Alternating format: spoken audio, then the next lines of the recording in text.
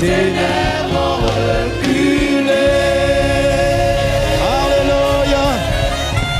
Brenda baba shetere de bros. Braide glorianda braida shere marala sotara babo. Alléluia. Merci Seigneur pour tes bienfaits. Nous acclamons ton nom, nous élevons ton nom, nous te glorifions. Nous t'élevons Jésus. Merci pour ta présence. Lors de cette première partie, merci pour ta présence encore pour celle-ci. Saint-Esprit, saisis-toi de moi. Saisis-toi de moi, mets les mots dans ma bouche, dispose toutes choses. Dispose le cœur de mon frère, de ma soeur, dispose nos cœurs afin de recevoir ta parole. Le temps est arrivé, Seigneur Dieu, pour les fils de Dieu que nous sommes, de manifester pleinement ton règne, de manifester ton règne. Que la vie divine qui est en nous puisse se manifester. Que la vie de Christ soit visible et que nous soyons véritablement une bénédiction pour les nations dans lesquelles tu nous as positionnés. Au nom puissant de Jésus, quelqu'un donne un bon. Amen. Quelqu'un donne un bon. Amen. Quelqu'un donne un bon. Amen. Alléluia. Gloire à Dieu. Amen. On va se rasseoir. Alléluia. Est-ce qu'on est ensemble? Si on est ensemble, donnez amen multiplié. Non, là, c'est pas bien dynamique. Et amen multiplié. Chaque multiplication est une pluie de bénédiction.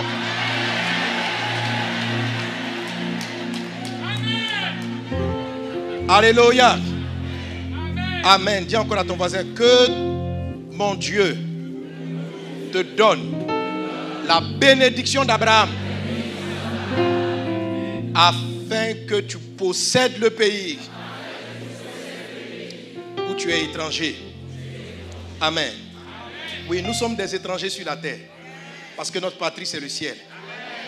Mais Dieu veut que nous possédions cette terre. Amen. Les malédictions ravagent tellement la terre. Bon, je vais laisser tout le monde s'installer. Je vois beaucoup de gens qui sont en train de s'asseoir. Veuillez vous installer, voilà. Pour éviter de distraire. Vous savez, le Saint-Esprit aime quand on est calme et posé. Amen. Apocalypse chapitre 22, verset 1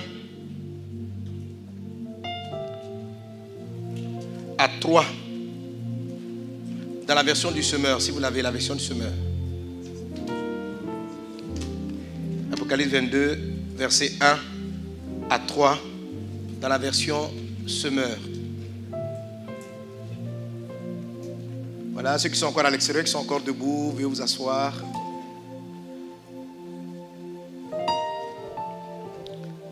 Ok. Lisons-le ensemble, 1, 2, 3.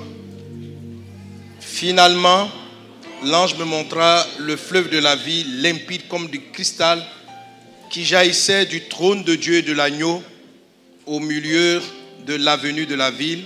Entre deux bras du fleuve se trouve l'arbre de vie. Il produit 12 récoltes. Chaque mois, il porte son fruit. Ses feuilles servent à guérir les nations. Il n'y aura plus aucune malédiction. Le trône de Dieu et de l'agneau sera dans la ville. Ses serviteurs lui rendront un culte. Alléluia. Alléluia. Voilà, c'est vrai que ce passage nous parle du paradis, lorsque nous serons vraiment avec le Seigneur, dans la présence du Seigneur. La Bible dit qu'il n'y aura plus de malédiction. Une des raisons pour laquelle Dieu va détruire cette terre et créer une nouvelle terre, c'est à cause du nombre de paroles dévastatrices qui ont été déclarées sur la terre. Qui ont été déclarées sur la terre, sur des peuples, sur des territoires, etc. C'est à cause du nombre de ces paroles. Mais, comme on voit ce passage-là, le culte de Dieu, l'adoration, les fils de Dieu sont capables d'atténuer considérablement et d'être une véritable source de bénédiction. Alléluia. Alléluia. La bénédiction est le moyen pour nous, c'est une arme que Dieu nous donne. C'est une capacité surnaturelle que Dieu nous donne pour faire venir son règne, pour faire taire la voix des ténèbres. Et c'est une arme qui n'a pas commencé après les malédictions. Bien avant même que Adam et Ève ne soient créés, il semble que la terre, qu'il y ait des problèmes sur cette terre. Entre la vie ou la mort, je ne sais ce qui s'est passé. Mais Dieu a créé justement les hommes afin que les hommes viennent bénir la terre. Parce qu'il y avait un problème. La Bible dit que la terre était informe et vide. Il y avait des ténèbres à la surface de l'abîme. L'expression informe et vide est une expression malheureuse. Tout ce que Dieu crée est bon. Mais la première partie de la création, on dit que la terre était informe et vide avec l'expression tohu bohu. Et la Bible dit, la terre était informe et vide. Donc Dieu va vouloir donner une forme à la terre et Dieu va vouloir la remplir. Alléluia. Alléluia. Et pour pouvoir remplir la terre, pour pouvoir répondre au premier problème qui a été posé, selon Genèse chapitre 1, on va revenir à ce passage, Genèse chapitre 1. Est-ce qu'on est ensemble? Tout le monde est là? Voilà, on va maintenant éviter les mouvements. Il y a encore trop de mouvements, s'il vous plaît. Merci Seigneur Jésus. Merci pour ta grâce. Merci pour ta présence. Amen. Tu peux baisser un tout petit peu le volume? Merci. Ok. Genèse 1 dit, au commencement, Dieu créa les cieux et la terre. Verset 2. La terre était informe et vide. Il y avait des ténèbres à la surface de l'abîme et l'Esprit de Dieu se mouvait au-dessus des eaux. Amen. Donc la terre était informe et vide. En tout cas, la majorité des théologiens sont unanimes pour admettre que cette expression-là veut dire qu'il y avait un problème. Donc c'est pour combler le vide et puis donner une forme à la terre que Dieu va ordonner après que la lumière soit, planter les plantes, créer les animaux, etc. Jusqu'à ce qu'on arrive donc au verset 22, où il est dit maintenant, donc les précédents jours de la création, les premiers jours, vous remarquerez qu'il est dit au verset 3, Dieu dit que la lumière soit. Au verset 6, Dieu dit qu'il y a une étendue entre les eaux et qu'elle sépare les eaux d'avec les eaux. Donc Dieu dit des choses et les choses prennent place, etc. Donc Dieu va dire. Et lorsqu'il dit, une chose est créée. Lorsqu'il dit une chose est créée, jusqu'à ce qu'on arrive au verset 22. Et là, il est dit, d'abord le verset 21 même, le verset 21, il est dit, Dieu créa les grands oiseaux, les grands poissons, et tous les animaux vivants qui se meuvent, et que les eaux produisirent en abondance selon leur espèce. Il créa aussi tout oiseau ailé selon son espèce. Dieu vit que cela était bon. Maintenant, on va lire ensemble le verset 22. Lisons-le, 1, 2, 3. Dieu les bénit en soyez féconds, multipliez et remplissez les eaux des mers et que les oiseaux multiplient sur la terre. Amen. Alors, le verset 22, le dire de Dieu. Parce que chaque fois, on voit que Dieu dit que telle chose soit et la chose est. Que telle chose soit et la chose est. Au verset 22, pour parler de la fécondité, de la multiplication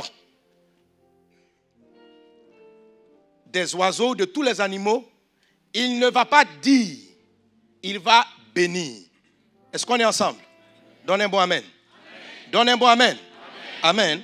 Verset 22, il est dit, Dieu les bénit en disant, soyez féconds, multipliez, remplissez les eaux des mers et que les oiseaux multiplient sur la terre. Alléluia.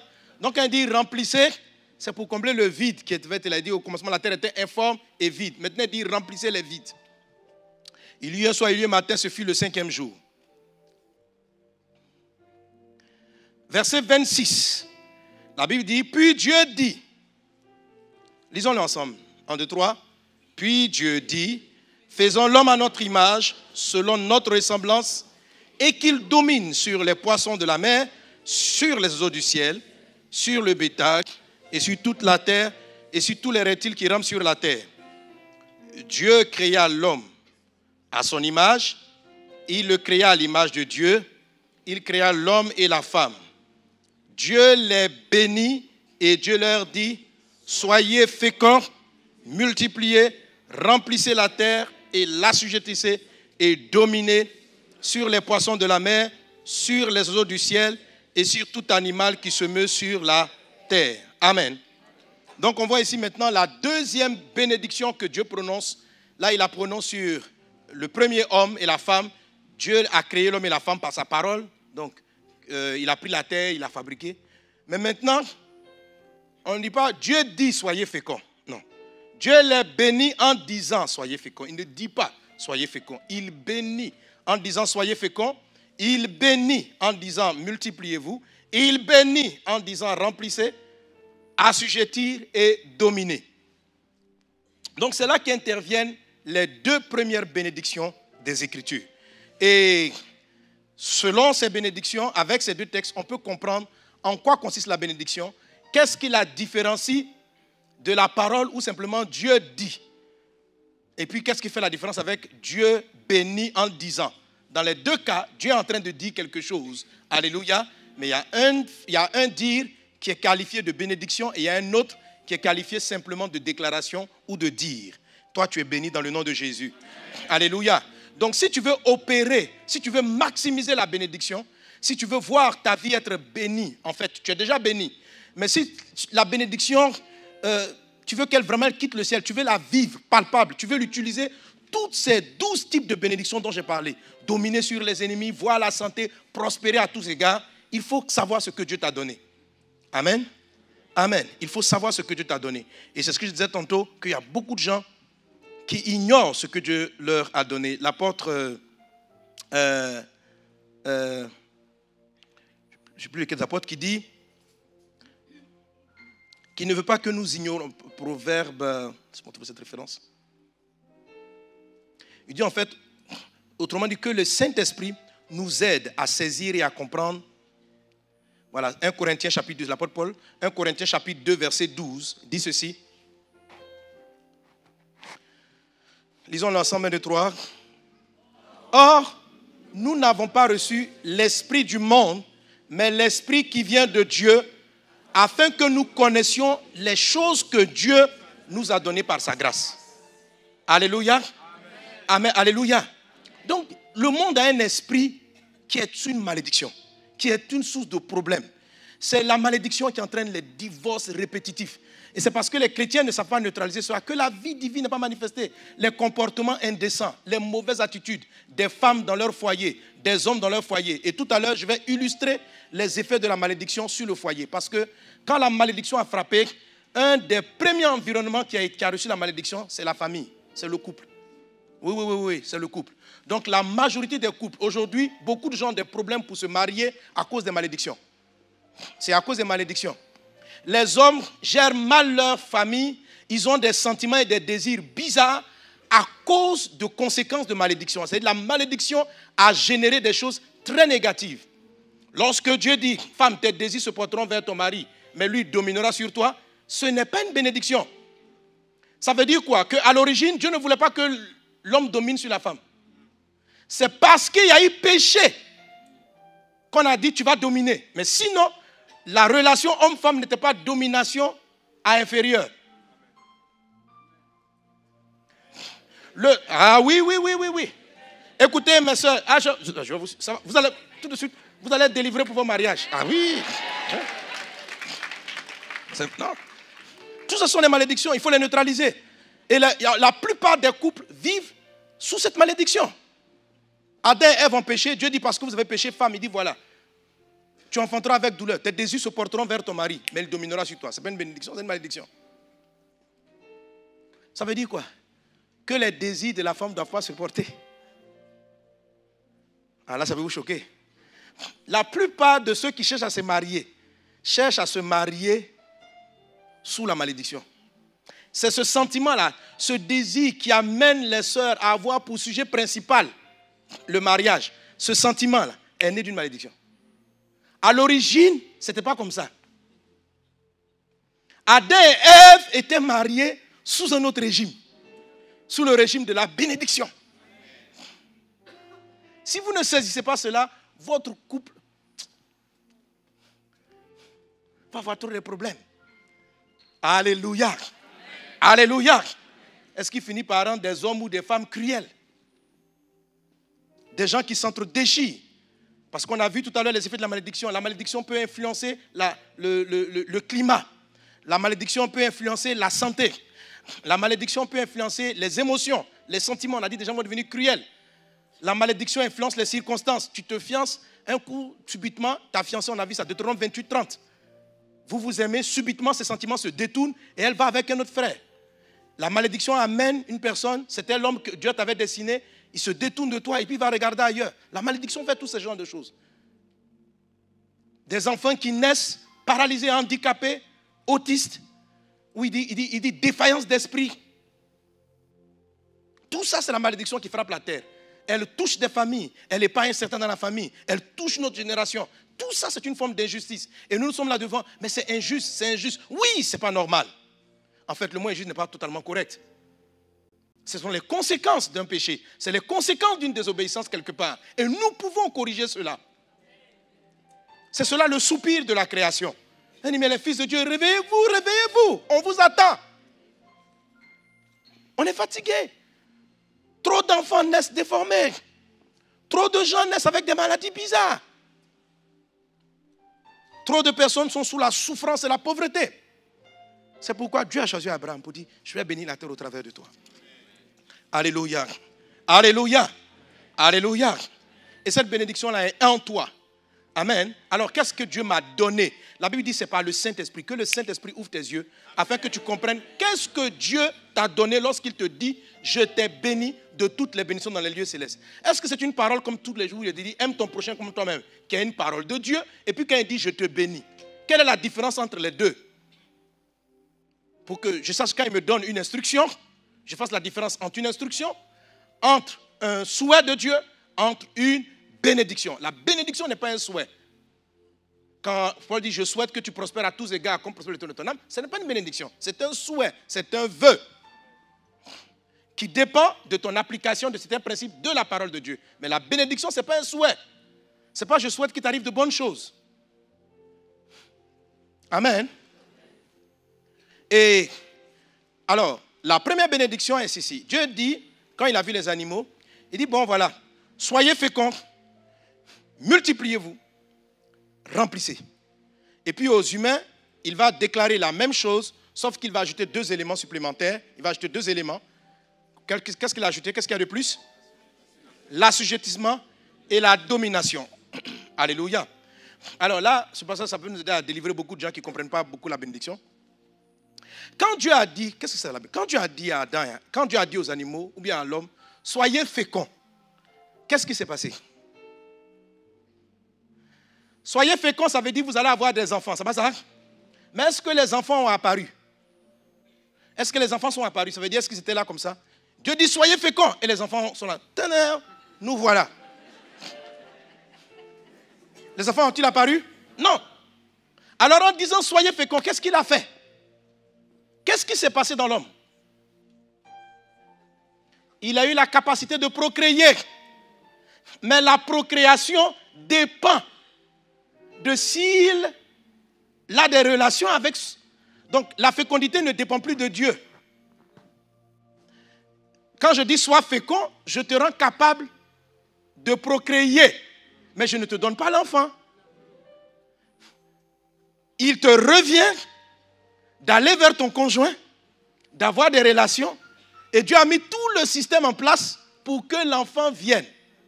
La parole qu'il dit, que la lumière soit, elle crée la lumière. La parole qui dit, je te bénis, sois fécond, elle ne crée pas les bébés. Elle te donne la capacité d'avoir des bébés. Quelqu'un est avec moi? Est-ce qu'on est ensemble? Est-ce qu'on est ensemble? Donc quand Dieu bénit, il ne te donne pas le produit. Il te donne la capacité d'avoir le produit. Amen. Tu peux ne pas l'utiliser si tu n'as aucune relation avec une femme ou une femme vis-à-vis d'un homme. Il n'y aura pas de bébé. Et là, c'est là que les gens ne comprennent pas. Les gens dans les églises, c'est pourquoi ils passent le temps à chanter, ça ne produit rien. Hein? Comme on dit, je te bénis, tu seras la tête et non la queue. Puis tout le monde crie, Amen. Depuis quand réellement ça a amené quelqu'un à être à la tête? Ça fait des siècles que nous passons du temps à chanter dans les églises. Je crase mes ennemis, je domine, je domine, je domine. Depuis là, on domine. Combien d'entre nous sont devenus des chefs? Combien d'entre nous? Dis à ton voisin, il faut arrêter de chanter ça. Il faut utiliser la capacité. Sans chanson. Sans chanson. Monsieur et madame, vous imaginez un couple, ils rentrent dans la chambre, ils ont entendu, Dieu dit, je vous bénis, soyez féconds. Et ils arrivent dans la chambre. Monsieur me regarde, madame, tu as entendu la parole du pasteur aujourd'hui? Elle a dit quoi? On est féconds. Alléluia, ça veut dire quoi? Qu'on va avoir des enfants. Amen, Jésus est vivant. Dieu tient ses promesses. Et puis ils sont là. Dieu tient ses promesses, nous aurons un enfant. Nous aurons un enfant, Dieu tient ses promesses. Aujourd'hui, il y avait l'onction dans la maison de Dieu. Et le pasteur a dit par l'Esprit de Dieu, vous êtes bénis, soyez féconds. Ça veut dire qu'on va avoir un enfant. Et ils sont là. Et ils chantent. Nous sommes féconds. Nous sommes féconds. Nous sommes féconds. Nous sommes féconds. Et puis il continue. On va appeler le premier. Donne-moi un prénom. Franck, Bernard, Gaspard. Donnez les noms. Visualisez. On dit la foi, c'est le fait de voir. Dessine le visage de tes enfants. Fais tout ce que tu veux. Si tu ne dors pas avec ta femme, est-ce qu'on est ensemble? Est-ce qu'on est ensemble? Alléluia. C'est pourquoi des gens passent beaucoup de temps, ils perdent le temps en train de réciter les bénédictions. Tu seras la tête et non la queue. Dieu a déclaré, tu seras la tête. Mais chanter, ça n'amène pas à la tête, chanter. Une bénédiction ne se chante pas.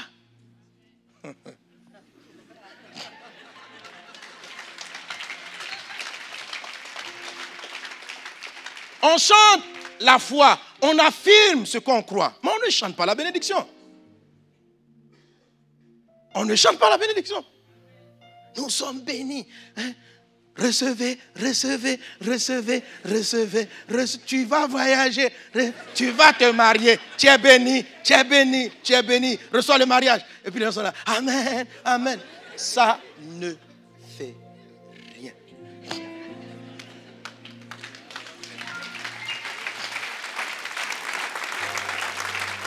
Alléluia. Ça ne fait rien, ça ne marche pas. Parce que la bénédiction, ce n'est pas ça. La bénédiction, c'est différent de la parole créatrice. C'est différent de la prophétie.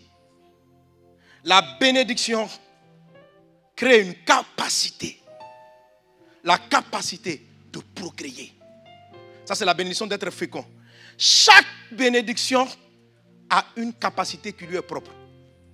Quand Dieu dit, je remplirai tes greniers, tu ne vas pas voir les greniers se remplir comme ça. Et puis, subitement, qu'est-ce qui se passe? Dieu est en train de réaliser sa promesse. Il réalise sa promesse. Oh mon Dieu, mes greniers. Il dit, ta corbeille et ta huche sont bénies. Tu vas t'asseoir comme ça. Et puis, subitement, tu as toujours à manger à la maison. Alléluia. Non. Ta corbeille et ta huche sont bénies. Ce n'est pas une prophétie, c'est une bénédiction. C'est différent. C'est différent. Et je te bénis. La cinquième bénédiction. Ils viendront contre toi par un chemin, ils s'enfuiront par 7. Ce n'est pas une prophétie. Si tu n'appliques pas ce que tu dois appliquer, tes ennemis vont te détruire. Ils vont te tuer. Ils vont te tuer. Seigneur, je ne comprends pas. Tu m'as dit qu'il n'allait pas me vaincre. Que les ennemis... Non, regarde bien la phrase qu'il a prononcée. S'il dit, je te bénis, tes ennemis ne vont pas te vaincre. Il faut savoir qu'il ne les a pas tués. Mais il t'a donné la capacité de les vaincre. La capacité de les vaincre. Béni engendre une capacité. Amen. Alléluia. Est-ce qu'on est ensemble? Est-ce qu'on est ensemble? Maintenant, il est de notre devoir d'aller chercher ou bien de découvrir ce que Dieu nous a donné comme capacité lorsqu'il nous a dit, je te donne ceci, je te donne cela. Et l'avantage de la bénédiction par rapport à la prophétie, c'est que quand tu as la capacité, en fait, elle demeure tout le temps. Elle demeure tout le temps. C'est quelque chose que tu peux utiliser à tout moment. C'est vraiment efficace, c'est vraiment puissant. Amen. Amen. Mais la bénédiction n'engendre pas seulement la capacité. Parce que la capacité de l'homme et de la femme pour procréer, leur capacité, c'est tout le système utérin de la femme, le système génital chez l'homme. Mais pour qu'il y ait fécondité, concrètement, Il faut que l'homme ait des rapports avec la femme, c'est vrai. Mais il faut que les rapports se fassent à la bonne période. N'est-ce pas? Une femme n'est pas féconde à tout moment. Elle est féconde à certains moments précis. Et ces choses-là reviennent de manière cyclique.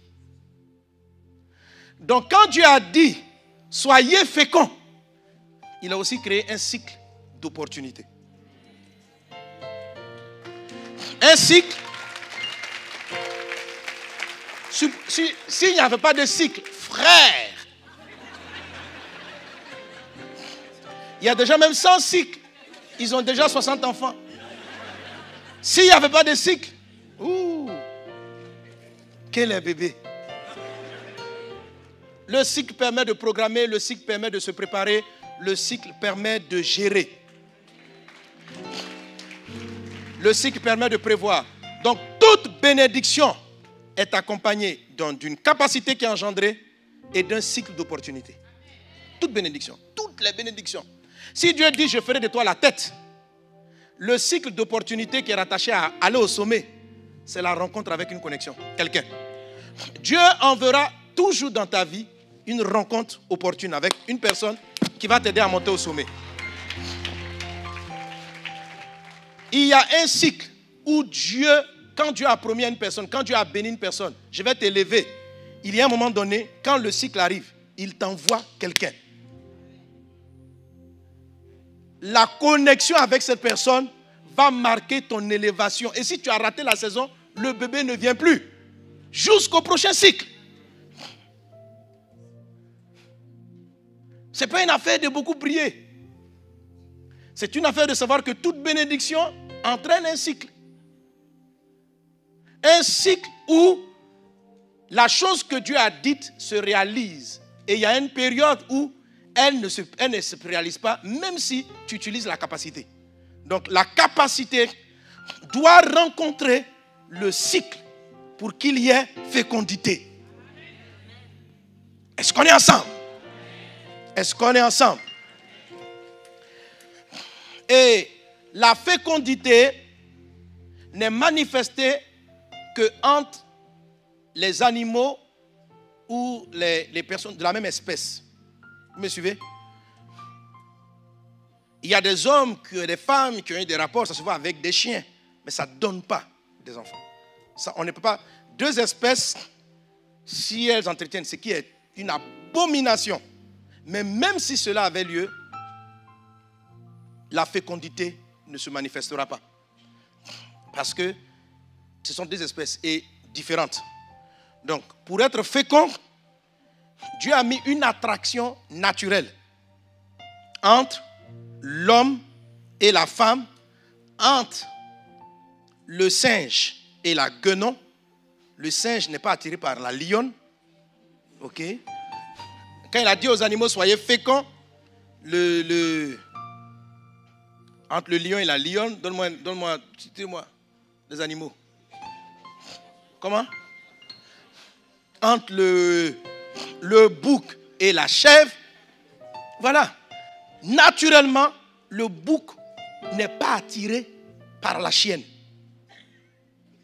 ni par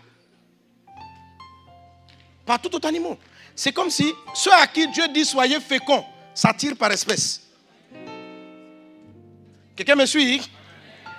Donc, et les espèces ne font pas exprès. Quand tu vois, tu es attiré. Tu es attiré. À la période où les chiennes sont en chaleur, les chiens du quartier deviennent fous. Ils sont attirés. La bénédiction crée une attirance qu'on appelle une forme de désir. Alors, voici les trois aspects que crée la bénédiction. Quand Dieu déclare une bénédiction, il y a une capacité qui est engendrée, il y a un cycle d'opportunité, donc une opportunité qui est engendrée, et il y a une forme d'attirance ou de désir qui est engendrée. J'appelle ça le code. Capacité, opportunité, désir. Chaque fois que Dieu... Alléluia. Alléluia. Si Dieu dit, ma fille, je te bénirai dans ton commerce. Je bénirai tes affaires. Ce qu'il a dit, ce n'est pas que l'argent va tomber du ciel. Tu vas avoir une capacité pour faire du commerce et un savoir-faire qui est rattaché au succès commercial. Amen. Il va te donner aussi des opportunités, c'est-à-dire peut-être rencontrer de bons clients, rencontrer de bons payeurs, parce que tu peux être un très bon vendeur, mais si tu tombes seulement sur des escrocs, ça sera très compliqué. Ok? Donc il faut des bons payeurs. Donc quand Dieu bénit quelqu'un dans les affaires, où il dit ton grenier sera rempli, je vais multiplier, je vais remplir ton grenier. Ça c'est il dit je bénirai le fruit de tes entreprises. C'est non seulement il te donne d'être quelqu'un de très entreprenant, tu as des idées comme pas possible, ok? Mais il va te faire rencontrer des personnes qui savent valoriser ton produit. Quelqu'un est-il avec moi? Des personnes qui savent valoriser ton produit. Et ces gens-là, ce n'est pas tout le monde. Et on ne les rencontre pas tout le temps. On ne les rencontre pas tout le temps. Il y a des gens qui sont de grands couturiers. Ils t'expliquent que c'est le jour où ils ont rencontré un tel. Quand ils ont rencontré le tel, il a dit « Waouh, quels sont les produits que tu... ce que tu fais, c'est vraiment super. » Et ils les ont pris, par exemple, et puis il s'est dit « Mais moi, voilà, je peux te faire les défilés de mode sur les grandes plateformes mondiales. » Voilà. C'est juste quelqu'un, une connexion. C'est juste une connexion. On a un frère couturier qui fait souvent les chemises des conférences, tout ça. Donc on fait pour Impact Conférence et pour les grandes conférences. Bon. Là, je crois qu'il doit faire les chemises, il ne les a pas faites là. Hein? Il ne faut pas qu'il néglige la bénédiction. Ou bien celui qui a fait ça. Ah ok, d'accord. Ok, parce que je n'ai pas vu la mienne là. C'est là. Donc je la porte demain alors. Voilà, ok. Amen. Alors, ce frère-là, dans son témoignage, il avait la capacité, il sait coudre, il sait faire les habits. Ça, c'est la capacité. Et un jour, la malédiction va envoyer une inopportunité. Je vous dis, la bénédiction envoie des opportunités. La malédiction envoie des inopportunités. C'est-à-dire, quand il y a une malédiction qui travaille dans un environnement, même si tu as un sens des affaires inné, s'il y a une malédiction qui environne, elle va t'envoyer des personnes qui vont faire creuser ta boîte. Le simple contact avec eux, c'était l'erreur de tes affaires. Tu es capable, mais tu as rencontré des inopportunités. Est-ce qu'on est ensemble? Neutraliser la malédiction, c'est neutraliser les incapacités qu'elle crée, c'est neutraliser les inopportunités qu'elle engendre, c'est neutraliser les mauvais désirs qu'elle engendre. Parce que si la bénédiction engendre capacité, opportunité, désir, la malédiction engendre des incapacités. Ou, pas et, mais ou. Il suffit qu'elle touche un des trois et le cycle est arrêté. Vous me suivez? Satan, comment pour ne plus que l'espèce humaine se multiplie, la malédiction relationnelle homme-femme a fait que, au lieu que certains aient des désirs pour la femme, ils ont des désirs HHFF. Vous me suivez? C'est la malédiction qui fait ça. Et quand tu leur demandes, ils sont sincères, ils te disent, je l'aime. Mais sincèrement, ils ressentent de l'attirance. Mais c'est une attirance qui est anormale. Leurs désirs ont été corrompus. Corrompus. Et j'en arrive là parce que je parlais du cas du mariage.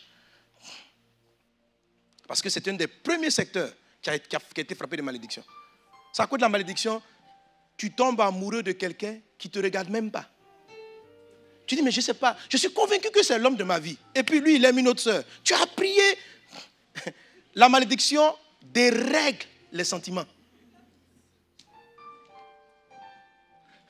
Mais neutralise au nom de Jésus. Neutralise. Neutralise. Alléluia. Alors ce frère-là, c'était le côté opportunité. Juste avant, un groupe de menuisiers francs.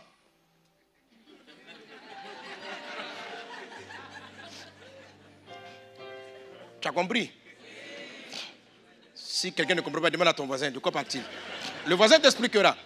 Donc des menuisiers qui sont très francs sont venus le voir et lui ont offert un grand marché de fabriquer des toges et des trucs pour une grande cérémonie qu'ils allaient faire. Lui, il est chrétien. Et au départ, il ne savait pas de quoi il s'agissait. Donc, en fait, il a commencé à faire. Et puis, il y a une autre sœur dans son cabinet, dans son atelier, qui lui a dit, ça, avec les trucs que tu poses sur les poches, ces symboles-là, non. Ça, c'est pour un groupe bizarre. Il dit, lui, il ne sait pas, hein. C'est un marché terrible qu'il a, il a beaucoup d'argent avec ça. Elle insiste, elle dit, tu as fait une erreur. Après, il ressent que non, il doit rejeter ça. Il appelle les gens, il dit, je suis désolé, mais je ne répondais pas à votre marché. Juste après, il reçoit une grosse commande. C'est là qu'il a eu la première grosse commande de ICC. Financièrement, ça l'a propulsé. Il s'enrichit à Abidjan là-bas.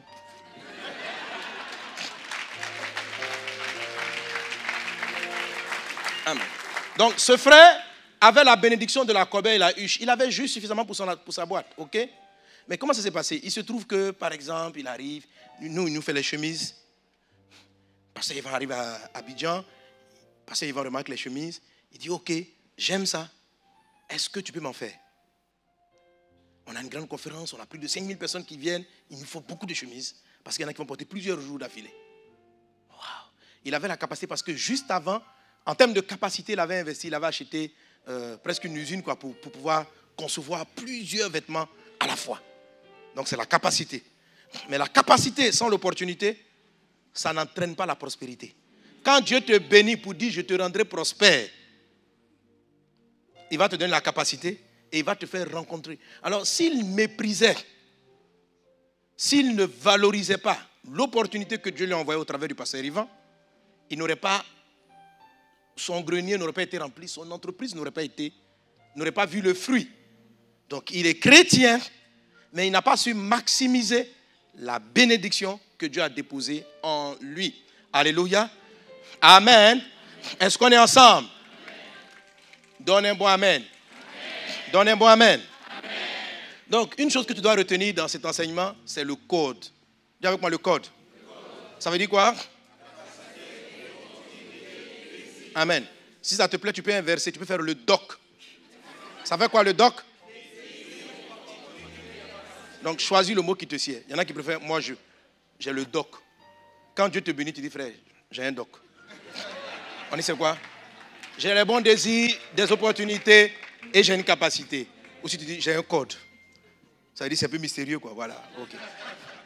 Amen, amen. Amen. Alors, quand la malédiction frappe, elle vient altérer ou détruire une de ces trois choses. Pour que la bénédiction soit là, les trois doivent être activés, doivent être simultanés. Il faut la capacité qui rencontre l'opportunité et le désir en même temps. La malédiction n'a besoin que de frapper un seul de ces aspects. C'est pourquoi quand vous verrez l'ensemble des bénédictions et des malédictions, il dira, parlant des toits, il y a une bénédiction, il dit, je bénirai ton sol, je bénirai tes champs. Quand il va dans les malédictions, il cite que, c'est pourquoi on cite beaucoup plus de malédictions que de bénédictions.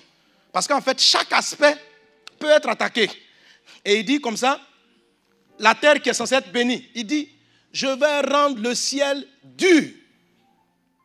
Or, la pluie qui arrive par saison est l'opportunité de la terre pour qu'elle soit bénie. Quelqu'un est avec moi? Si ta terre a une capacité riche, c'est une bonne terre. Mais si elle rate son cycle de pluie, elle ne va pas donner son fruit. Vous me suivez? Donc, toute bénédiction, quand Dieu dit « je bénis ton sol », ça veut dire qu'il fait deux choses. Il donne au sol la capacité et il lui crée l'opportunité d'avoir de la pluie. Est-ce qu'on est ensemble? Est-ce qu'on est ensemble? Alléluia. Alors, soit quand il maudit la terre, il peut faire qu'il ne pleuve plus. Ou il peut mettre des poisons dans la terre. Et puis il continue de pleuvoir, mais la terre est acide. Ça, c'est ce qui s'est passé avec le frère qui est parti investir. Tout le sol, il pleuvait beaucoup, mais le sol était maudit. Pas la pluie, mais la capacité du sol. Alléluia. C'est comme ça quand les Israéliens repartent dans le désert, c'est comme ça qu'ils neutralisent la malédiction du désert. Le sol était maudit. Ils ont créé la culture hors sol. Ils ont neutralisé avec la sagesse. Ils ont créé le hors sol. Et puis comme il ne pleuvait pas, comme la pluie est l'opportunité, eux-mêmes ils ont envoyé les gouttes à gouttes. Et aujourd'hui, Israël, malgré que ce soit un pays désertique, nourrit le monde en fruits à partir du désert. La plantation qui est là-bas n'est pas venue seule. Ils ont neutralisé la malédiction avec la science. La science est un bon moyen de neutraliser la malédiction. C'est ce que Dieu donne aux humains. Et même les chrétiens. La science. Oui. La science étudie, apprend, forme-toi. Oui. Dieu dit ceci. Il dit, femme, tu enfanteras avec douleur. La science a créé la péridurale. Donc, on a neutralisé la douleur de l'enfantement. Et Dieu aussi, elle est content. C'est bien, c'est bien. Vous me suivez? Est-ce qu'on est ensemble? Voilà. Il ne faut pas rester là pour subir. Pour dire, il a décidé, il a décidé. Comment il a décidé? Il a décidé.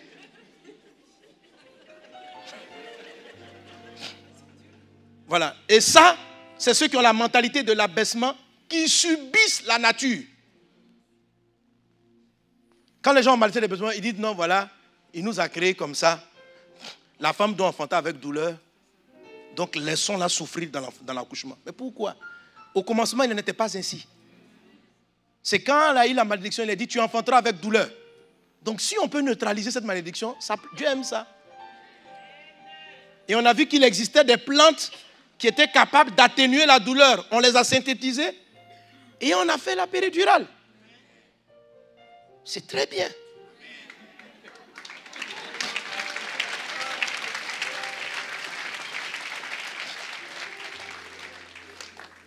Alléluia.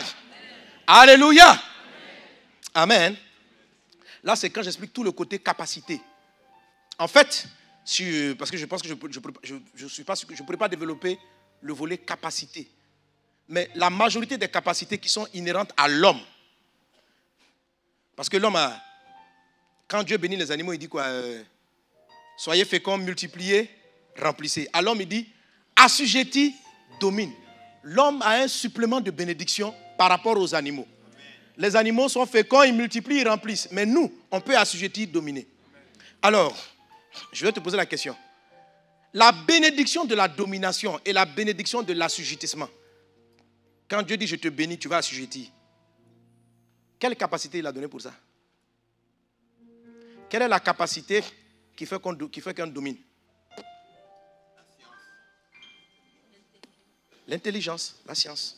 La réflexion, l'analyse, la science. La science. Excusez-moi hein, pour les frères africains. La malédiction qui a fait que l'Afrique...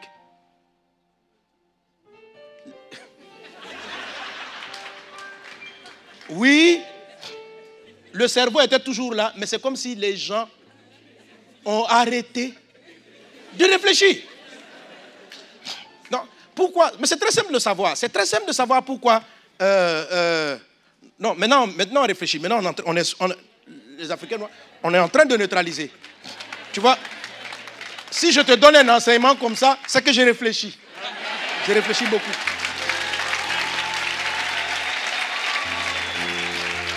Amen. Ouais. C'est-à-dire, il y a eu un moment donné, je ne sais pas qui a causé le problème, peu importe l'origine du problème, mais il y a une parole qui a été prononcée, c'est un peuple. Et ce n'est pas seulement les Noirs. Vous remarquez, dans des peuples, il y a un groupe qui domine l'autre, qui l'écrase et qui l'assujettit. Il y a des peuples qui sont assujettis par d'autres. C'est comme une malédiction, ils sont toujours là en train d'être à la traîne des autres. C'est une malédiction qui fait ça. Et la malédiction a entraîné quoi? Tout ce qui est assujettissement, domination, parce que domination, ça parle d'élévation. C'est d'abord lié, c'est lié à la réflexion, à l'analyse, à la science. Comment je le sais simplement? Regardez, c'est ce qui différencie les hommes des animaux. C'est pas ça? Les animaux ne réfléchissent pas. Ils savent faire des bébés, ça ils ont la capacité, ils sont féconds. Ils font beaucoup de bébés, ils remplissent. Ils se multiplient et ils remplissent. Mais le côté assujettissement, ce n'est pas à force de faire des enfants qu'on assujettit. Non, pour assujettir, c'est quoi assujettir? Dieu a donné à l'homme le pouvoir, la bénédiction de dominer sur le lion. Comment est-ce qu'on assujettit le lion? Depuis que les lions ou les chiens sont chiens, les animaux sont animaux, ils ne réfléchissent pas à l'amélioration de leurs conditions de vie. Vous avez remarqué ça? Malgré toutes les maltraitances qu'ils subissent, Jamais les chiens ne se sont retrouvés pour dire, faisons un syndicat pour revendiquer un meilleur statut pour les chiens. Non. Depuis que nos pères sont là, les chiens, ils sont comme ça. Les animaux sont comme ça. C'est-à-dire, il y a une capacité que Dieu ne leur a pas donnée. Ils n'ont pas la capacité d'analyser, d'observer, de faire des choix. Et de prendre. Ils n'ont pas ça. C'est hors de leur système. Dieu ne leur a pas donné ça. Et c'est ce qu'il dit. Vous, je vous donne bénédiction de fécondité, multiplication, remplissage. Je m'arrête là. Maintenant, aux hommes, il dit assujetti, dominé. Dans la nature, l'homme est nettement inférieur aux animaux. En vitesse, ils vont plus vite que nous. Maintenant, on a réfléchi. On a fabriqué la voiture. Et on va plus vite. Donc, en termes de vitesse, on les a assujettis, on les domine. Amen. Par quoi? Par la science. Les oiseaux volaient. Nous, on ne volait pas, on était déséquilibrés. On dit, oh là là là là. On a réfléchi, on a analysé et on a dominé le vol. On a créé des avions. On est même allé sur la Lune. Aucun oiseau ne va là-bas.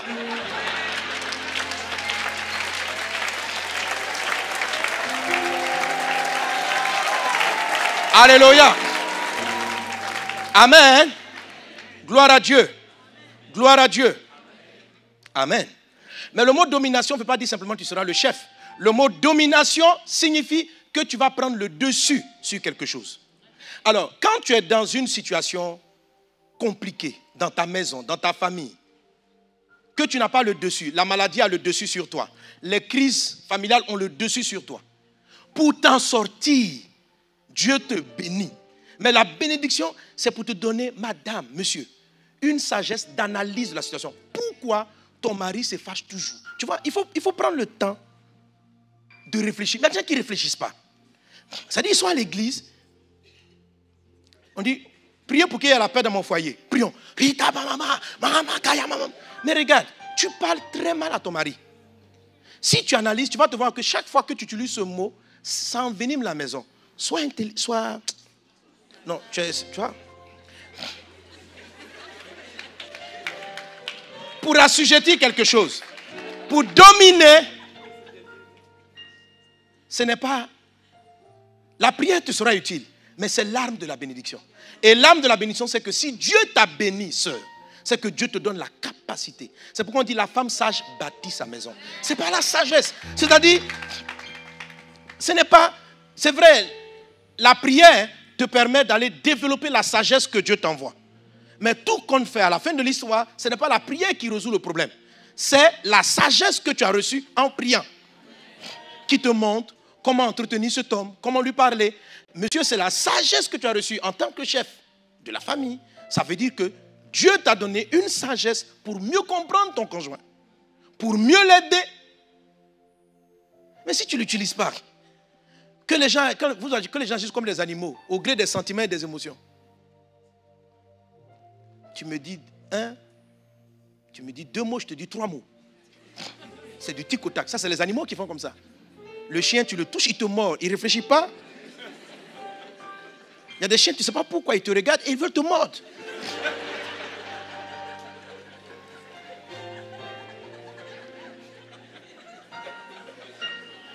On dit, pourquoi tu le mords? C'est son instinct. Il a sa bouche, je ne sais pas, il n'a pas aimé ta tête. Il veut te mordre. C'est-à-dire, pourquoi? Tu ne comprends pas pourquoi il veut te mordre. Il n'a pas de raison. Est-ce qu'on est ensemble? Est-ce qu'on est ensemble? Alors, nous, ce qui s'est passé à un moment donné en Afrique, ce qui s'est passé, c'est qu'à un moment donné, pendant un temps, les gens ont beaucoup réfléchi. Les Africains ont beaucoup bâti. Si vous regardez la science du départ, c'était extraordinaire. Il y a des très grandes choses. Les gens croient que même les calculs arithmétiques viennent d'Afrique. Les pyramides ont été bâties par des Africains noirs. Ah ouais. Et puis, je ne sais pas qu'est-ce qui s'est passé à un moment donné. Bon, je ne suis pas du côté de la malédiction de Cam, là. Non, ce n'est pas de ça que je parle. Mais c'est valable sur beaucoup de peuples. Quand vous voyez un peuple qui, pendant des siècles, quand vous regardez les Indiens d'Amérique, c'est une malédiction. Qui a fait que les gens sont arrivés de l'Occident, ils les ont possédés, dominé leur terre, et carrément, pratiquement les faire disparaître. Ce n'est pas seulement une affaire des Noirs. Il y a des peuples comme ça. Il y a un moment donné, ils ont causé un problème et ils sont frappés de l'assujettissement. Et ce qui se passe, c'est que c'est comme si, quand cette malédiction agit, soit elle peut enlever la capacité des gens d'analyser profondément, d'observer, de trouver des remèdes, de trouver des solutions à des problèmes. C'est comme si on enlève la sagesse et la réflexion. Et moi, dans mon village, en tout cas à l'époque, chez nous, c'était... Si par exemple, on devait laver les vêtements, vous voyez, quand on est assis, on lave plus longtemps. Mais quand on est debout, on lave, on est plus fatigué, mais ça fait très courageux, quoi. Donc quand je voulais m'asseoir pour laver les vêtements, les parents venaient me dire, paresseux, lève-toi. C'est vrai que ça fait courage. Mais, bon, je vous donne une petite parenthèse. En fait, la vraie sagesse, l'intelligence, comprenez bien ce que je veux dire. Pour être intelligent, il faut être un tout petit peu paresseux. Oui. Je n'ai pas le temps. Si vous prenez la série de CD, j'explique, je parle de la sagesse, je la détaille particulièrement. Il faut être un tout petit... En fait, toute l'intelligence est basée sur le fait de rechercher à moins faire. Voilà. L'intelligence est basée, c'est-à-dire, je lavais à la main, comment faire pour ne plus laver à la main? Ça fabrique la machine à laver. Je ne sais pas si vous comprenez. Je marche, je suis fatigué, je veux moins marcher, ça fabrique la voiture. C'est-à-dire, en fait, c'est comme si tu es attiré vers le... Dans l'enseignement sur la sagesse, j'appelle les 7 colonnes de la sagesse, l'homme doit être toujours attiré vers le sabbat, vers le repos, le moment où il se relâche. Donc, c'est la quête de moins faire. C'est parce que tu cherches à moins faire. Par exemple, amen, si je suis là et puis j'ai l'habitude d'écrire, de remplir des documents, c'est long. Et qu'est-ce que ça fait? Quelqu'un commence à réfléchir et puis il crée les process, il crée les procédures. En fait, pour pouvoir focaliser ton attention sur quelque chose d'autre et non prendre le temps à refaire constamment les mêmes choses. Donc, toutes les inventions viennent de ce qu'on veut fuir la douleur et l'effort. Est-ce qu'il est intelligent? Mais donc, tu travailles beaucoup pour ne pas travailler beaucoup demain. Pour travailler très peu. Les paresseux, c'est celui qui ne travaille pas et il espère pouvoir se reposer. Il veut se reposer tout le temps. Non. Il y a 7 jours. 6 jours pour travailler, 1 jour pour se reposer. Tu vis ce jour-là. Toute l'organisation d'une église se met en place. Ce qui fait que pour qu'une église se pérennise, le pasteur réfléchit comment faire de sorte que demain, je n'ai pas à me promener partout. De manière très simple, je puisse savoir l'état de santé spirituelle de chaque fidèle. Donc tout ça, ça met en place des process. Et c'est ce qui permet de créer une église dynamique. Tout ça. Juste la quête de moins faire. Sois divinement sage. Sois divinement sage. Quand Dieu vous a béni, il vous a donné une intelligence comme ça. Oui. Vous avez reçu et elle est activée par le Saint-Esprit. Oui. Alléluia. C'est puissant. Tu es béni. Amen. Ça te donne une capacité. Il suffit simplement que tu t'assieds et tu dis, Saint-Esprit, montre-moi comment résoudre ce problème. Il ne faut pas prier pour mon problème. Résous-le. Résous-le. Résous-le. Non, dis comment résoudre. C'est différent de résous-le. Change mon mari. Change. Change. Change. Change. Non. Ça s'appelle la magie. La magie. Dans les désirs de la chair. Parce que la chair a des mauvais désirs parce qu'elle a été maudite. Vous savez ça? Tout à l'heure, le passé, on parlait de crucifier la chair. La chair a été créée par Dieu. Ça ne vous dit pas pourquoi la chair a des mauvais désirs? Parce que la malédiction, dans son 3e axe, attaque le dé. Quand Dieu a maudit la terre et la chair a commencé à avoir des pensées contraires à ceux de l'esprit. Donc elle a attiré vers des mauvaises choses à cause d'une malédiction. Neutraliser la malédiction, c'est dominer la chair aussi. Et c'est ce que je vais te dire pour terminer aujourd'hui. Est-ce qu'on est ensemble? Amen. Donne un bon amen à Jésus. Amen. Donne un bon amen. Amen. Donne un bon amen. Amen. Sois divinement intelligent et sage. Alléluia. Alléluia. Et la sagesse divine que tu as reçue en donnant ta vie à Jésus, c'est une sagesse qui doit t'amener toujours à te poser la question, comment? La Bible cite dans les désirs de la chair, ce que je disais tantôt, il dit, les œuvres de la chair sont l'impudicité, l'infidélité, etc. Et puis il dit, les envies, il y a un moment il cite la magie. Galates chapitre 5. Il dit, dans les œuvres de la chair, il y a la magie. C'est quoi la magie? La magie, c'est, il y a une baguette magique. Je veux le prince charmant. Tic, et puis il apparaît. C'est de la magie. La Bible dit, attends, donne-moi le texte. Il a dit quoi? L'idolâtrie. Voici les œuvres de la chair. L'idolâtrie, quoi? C'est ça la magie. La magie, c'est une baguette magique. Tu fais comme ça. Et puis la chose apparaît. La Bible dit, la chair aime ça. Et des chrétiens n'utilisent pas leur bénédiction parce qu'ils ont l'impression que la vie chrétienne, c'est de la magie. Tu es là comme ça, tu es en train de prier. Et puis, le mari apparaît. Non, non. Si Dieu prononce sur ton mariage, parce que quand ta famille a une malédiction, il y a une malédiction familiale qui empêche les gens de te marier, Dieu te bénit en disant, cette fois-ci, il ne te dit pas tu te marieras. Parce qu'il veut contrer une malédiction. Il dit, je te bénis. Cette année, voilà ma bénédiction, tu vas te marier. Qu'est-ce qu'il t'a donné? Un code. COD. Donc le mari ne va pas apparaître. Alléluia. Alléluia. Non. Et la question à se poser pour le C le plus souvent, c'est Seigneur, que dois-je faire? Comment dois-je faire?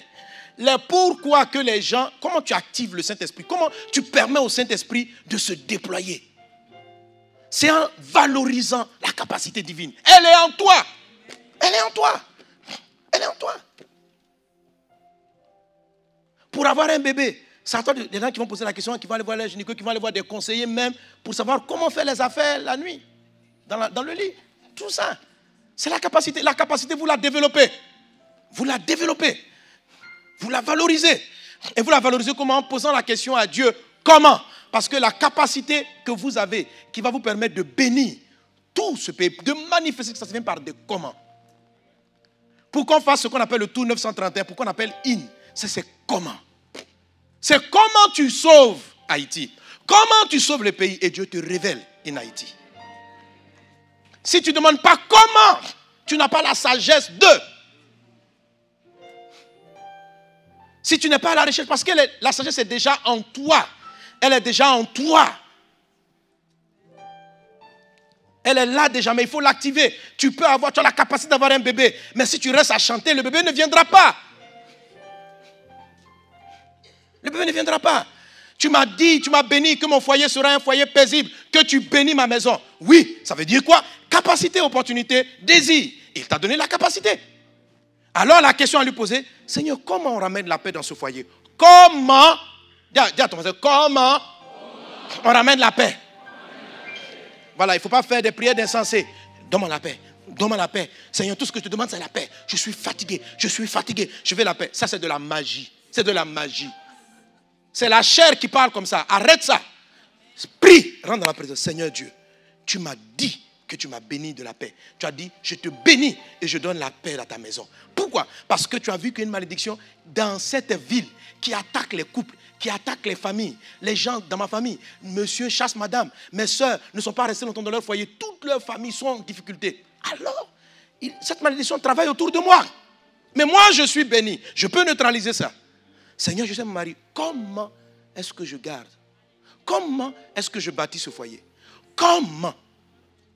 Et parce que la capacité vient de Dieu, alléluia, quelqu'un donne un bon amen.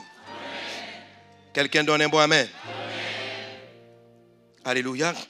Et il y a plusieurs passages. Il dit, par exemple, parlant des capacités, il dit, Paul dit 2 Corinthiens 3,5. 2 Corinthiens 3,5. Ce n'est pas dire que nous soyons par nous-mêmes capables de concevoir quelque chose comme venant de nous-mêmes. Notre capacité, au contraire, vient de... Notre capacité vient de... Il nous a aussi rendus capables d'être ministres d'une nouvelle alliance, non de la lettre mais de l'esprit, car la lettre tue mais l'esprit vivifie.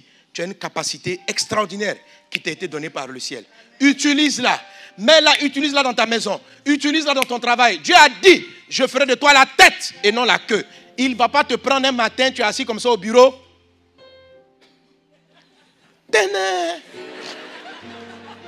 Un matin, tu te réveilles, tu es le DG. Tu es le DG. Non. Qu'est-ce qu'il a fait pour Joseph?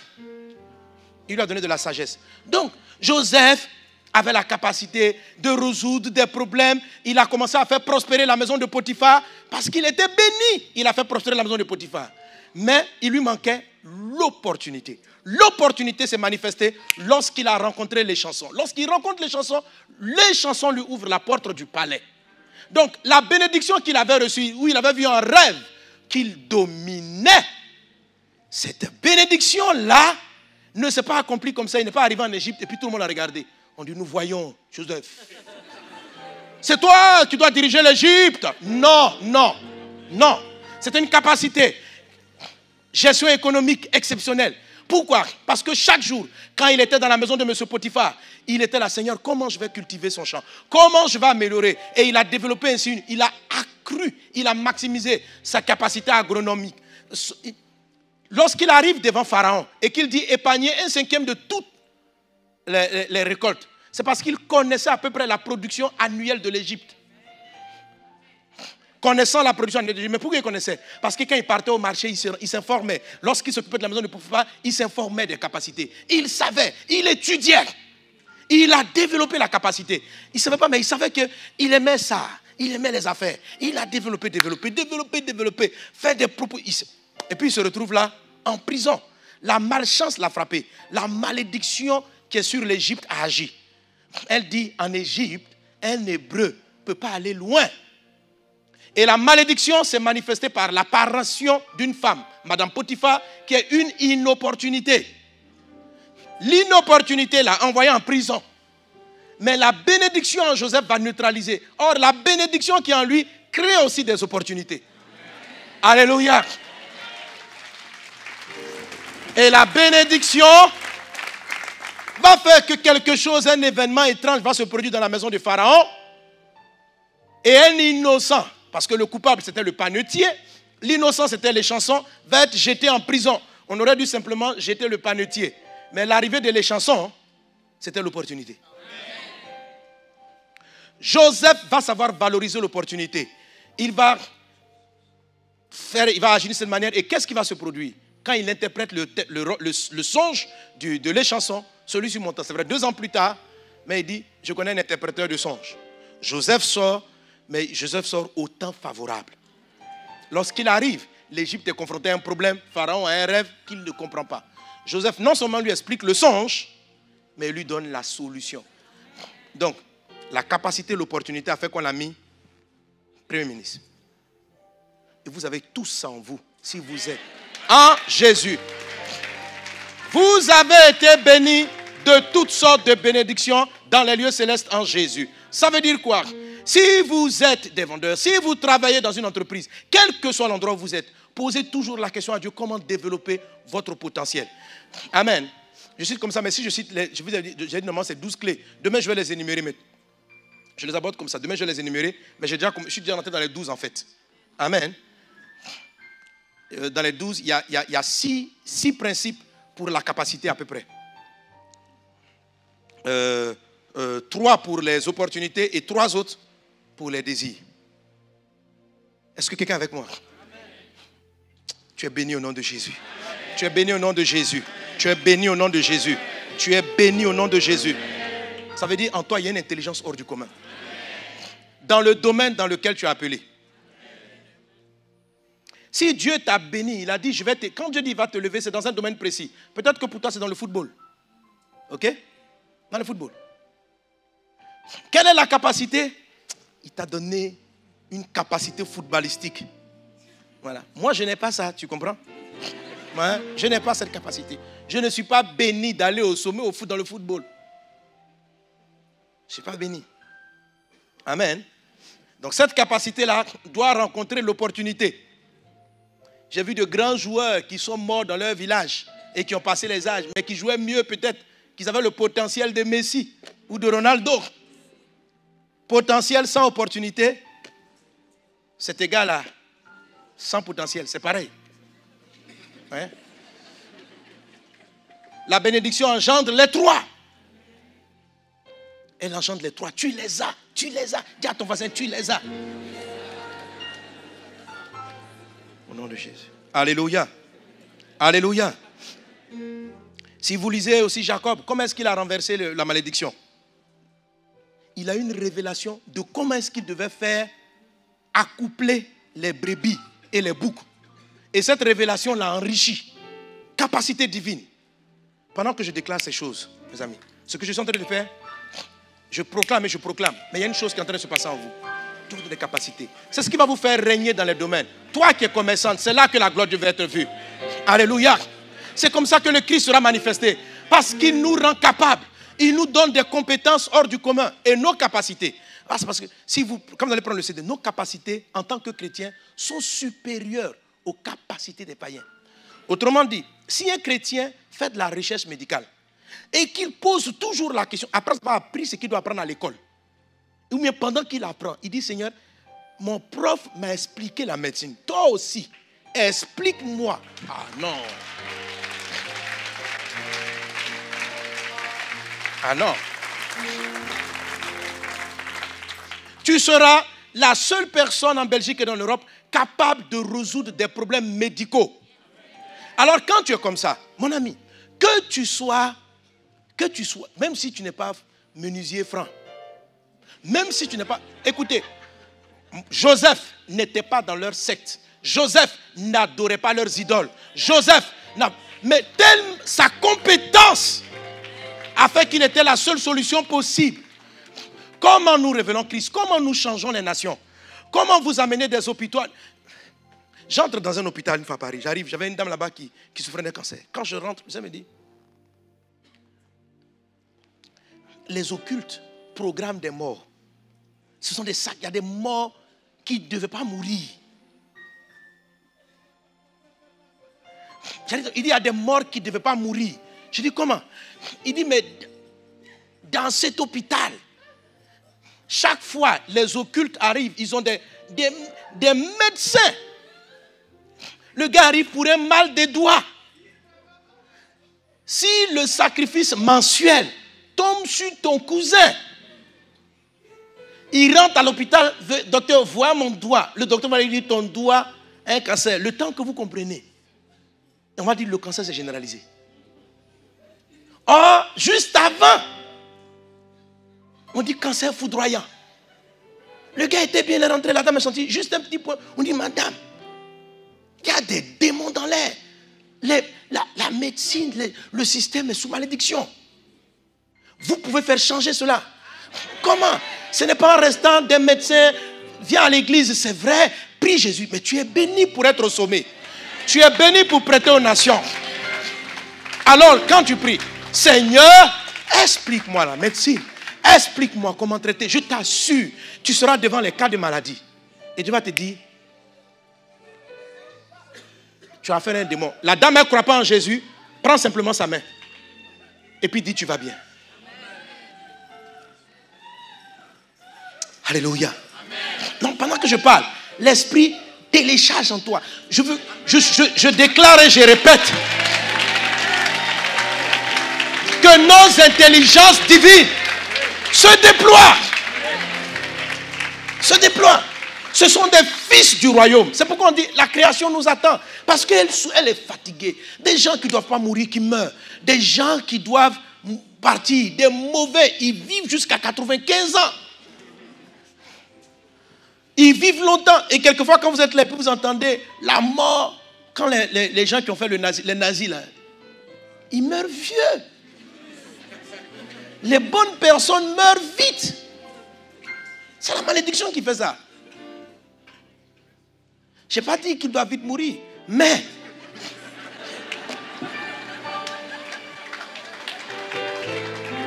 que les justes vivent plus longtemps. Vivent plus longtemps. La bénédiction fait ça. Et tu l'as en toi. C'est toi la solution. Dieu arrive, il t'a fait faire la médecine. Mais je t'assure, si tu travailles différemment, si tu cherches cette capacité qui vient d'en haut, celle que Joseph a eue, qui a fait qu'il a eu une révélation que tous les docteurs, l'Égypte étant la première puissance mondiale de l'époque, c'était surprenant qu'il n'avait pas la solution de Joseph. Quand Joseph a donné la solution, Pharaon dit, trouverons-nous en Égypte un homme comme celui-ci? J'ai envie qu'on dise, trouverons-nous en Belgique une femme comme celle-là? Trouverons-nous? Comment allons-nous impacter l'Europe? En maximisant la bénédiction que Dieu nous a donnée. Ce n'est pas une affaire de chanter à l'église, je suis à la tête, je suis à la tête. C'est une affaire de maximiser les capacités extraordinaires qu'il nous a données. D'aller chercher auprès du Seigneur, dans la prière, de dire Seigneur, accrois cela en moi. Et ces capacités-là viennent par le Saint-Esprit. La Bible dit, Éphésiens chapitre 11, verset 2, esprit de sagesse et d'intelligence. Ouais. Il dit, c'est une sagesse. Si les sages de ce monde l'avaient connu, ils n'auraient pas crucifié le Seigneur. C'est une sagesse qui n'est pas montée aux yeux des hommes, à l'entendement des hommes. C'est une sagesse supérieure. C'est cette sagesse-là qui va résoudre et qui va nous donner de Christ, qui va nous donner de révéler Christ dans sa sagesse. Il dit, il a voulu faire connaître par l'Église la sagesse infiniment variée de Dieu. Dieu veut faire connaître par l'Église une sagesse infiniment. C'est ce qu'on attend. C'est ce qu'on attend. Quel type de sagesse infiniment variée révélons-nous au monde? Qu'est-ce qu'on a de plus? Et à un moment donné, les gens doivent remarquer. Vous n'avez pas remarqué que tous les gens qui ont ce niveau viennent de cette église? On dit, mais tout le monde vient de l'église. C'est comment ça? C'est quoi? Mais lui là, d'où tu viens? C'est un chrétien. Lui, d'où tu viens? C'est un chrétien. Pourquoi on échoue avec la bénédiction? On échoue parce qu'on ne la maximise pas. On a cru que la bénédiction, c'est une déclaration. Si on a dit tu es au sommet, tu t'assois comme ça. Et puis, tu es au sommet.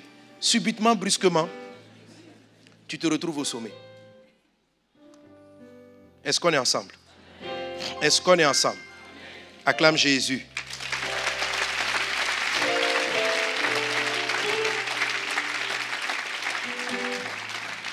Amen. Bon, j'ai en même temps traité les capacités. Hein? Alors, les 6 points, c'est recherche la sagesse divine pour contourner les obstacles. Et puis, Jésus parlant de ça, dit par exemple, soyez prudents comme des serpents. Vous connaissez ce texte? Parce que je vous envoie comme des brebis au milieu des loups. C'est que je trouve cette référence. Est-ce que vous savez que le serpent, soyez prudents, dans la version anglaise, c'est soyez sages comme le serpent. Le mot prudent, c'est le même mot que sage. C'est le même mot qui est utilisé pour la sagesse qu'avaient les 5 vierges sages. Il y avait 5 vierges sages et 5 vierges insensées. Le mot là, c'est le mot planao.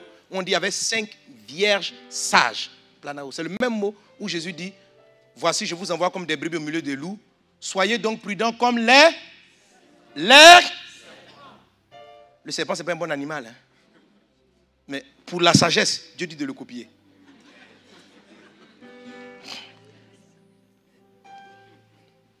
Soyez prudents. La prudence, là, c'est le mot. Le serpent, hein? Le serpent est le premier animal maudit. Quand Adam et Ève ont péché, Dieu a maudit le serpent. Il dit, tu marcheras sur ton ventre. Tu mangeras de la poussière tous les jours de ta vie. Donc le serpent a été maudit. C'est un animal que tout le monde déteste. N'est-ce pas? Si vous voyez un chien, vous serez content. Si vous voyez un lion, vous allez avoir peur. Mais quand même, on respecte le lion. Quand on dit que les lions sont en voie de disparition, on est tous vexés. Quand on dit que les rhinocéros sont en voie de disparition, ça nous fait mal. La girafe, on les aime tous. Mais tous ces grands animaux sont en voie de disparition. Les serpents, malgré que la terre les déteste, ils ne sont pas en voie de disparition. Le serpent n'est pas en voie de disparition. Les serpents ne sont pas en voie de disparition. Le serpent est un animal qui se multiplie le plus. Le serpent, en fait, la Bible dit qu'il était le plus rusé de tous les animaux. Dieu l'a enlevé les pattes, il lui a enlevé les oreilles, il lui a enlevé beaucoup de choses, sauf la ruse. Le serpent est sage. Le serpent sait que tout le monde ne l'aime pas. Et il agit avec prudence. Le serpent, vous savez, il y a des endroits où vous ne trouverez plus de chevaux. Si vous fouillez, un serpent peut être là. Il y a des serpents des eaux, des arbres, des déserts. Il y a des serpents dans... Le serpent s'adapte à toute condition. C'est ça la sagesse du serpent. Toute condition. La sagesse divine qui est en vous s'adapte à toute condition. La sagesse divine que vous vous trouvez en Afrique, dans le désert, partout, vous avez une capacité d'analyse pour renverser la situation et l'amener au sommet. Quel que soit le type d'adversité, soyez prudents comme les serpents. En toutes circonstances, tu prospères au nom de Jésus. Dans toute forme d'environnement, tu prospères au nom de Jésus. Sois prudent, sois sage comme le serpent. Et c'est que tu n'aimes pas le serpent, mais ce n'est pas grave. Jésus a dit d'être prudent comme lui. Alléluia. Le serpent est un animal solitaire. Il ne compte sur personne. Non pas solitaire, en fait, il compte sur personne. Vous n'allez jamais voir un serpent qui avance et puis la maman serpent et puis les petits qui la suivent. Lorsqu'ils naissent, chacun se débrouille. Oui, le serpent, même elle éduque ses enfants à compter sur eux-mêmes. Le serpent, c'est-à-dire, on est dans un monde où tu n'auras pas toujours les soutiens que tu attends.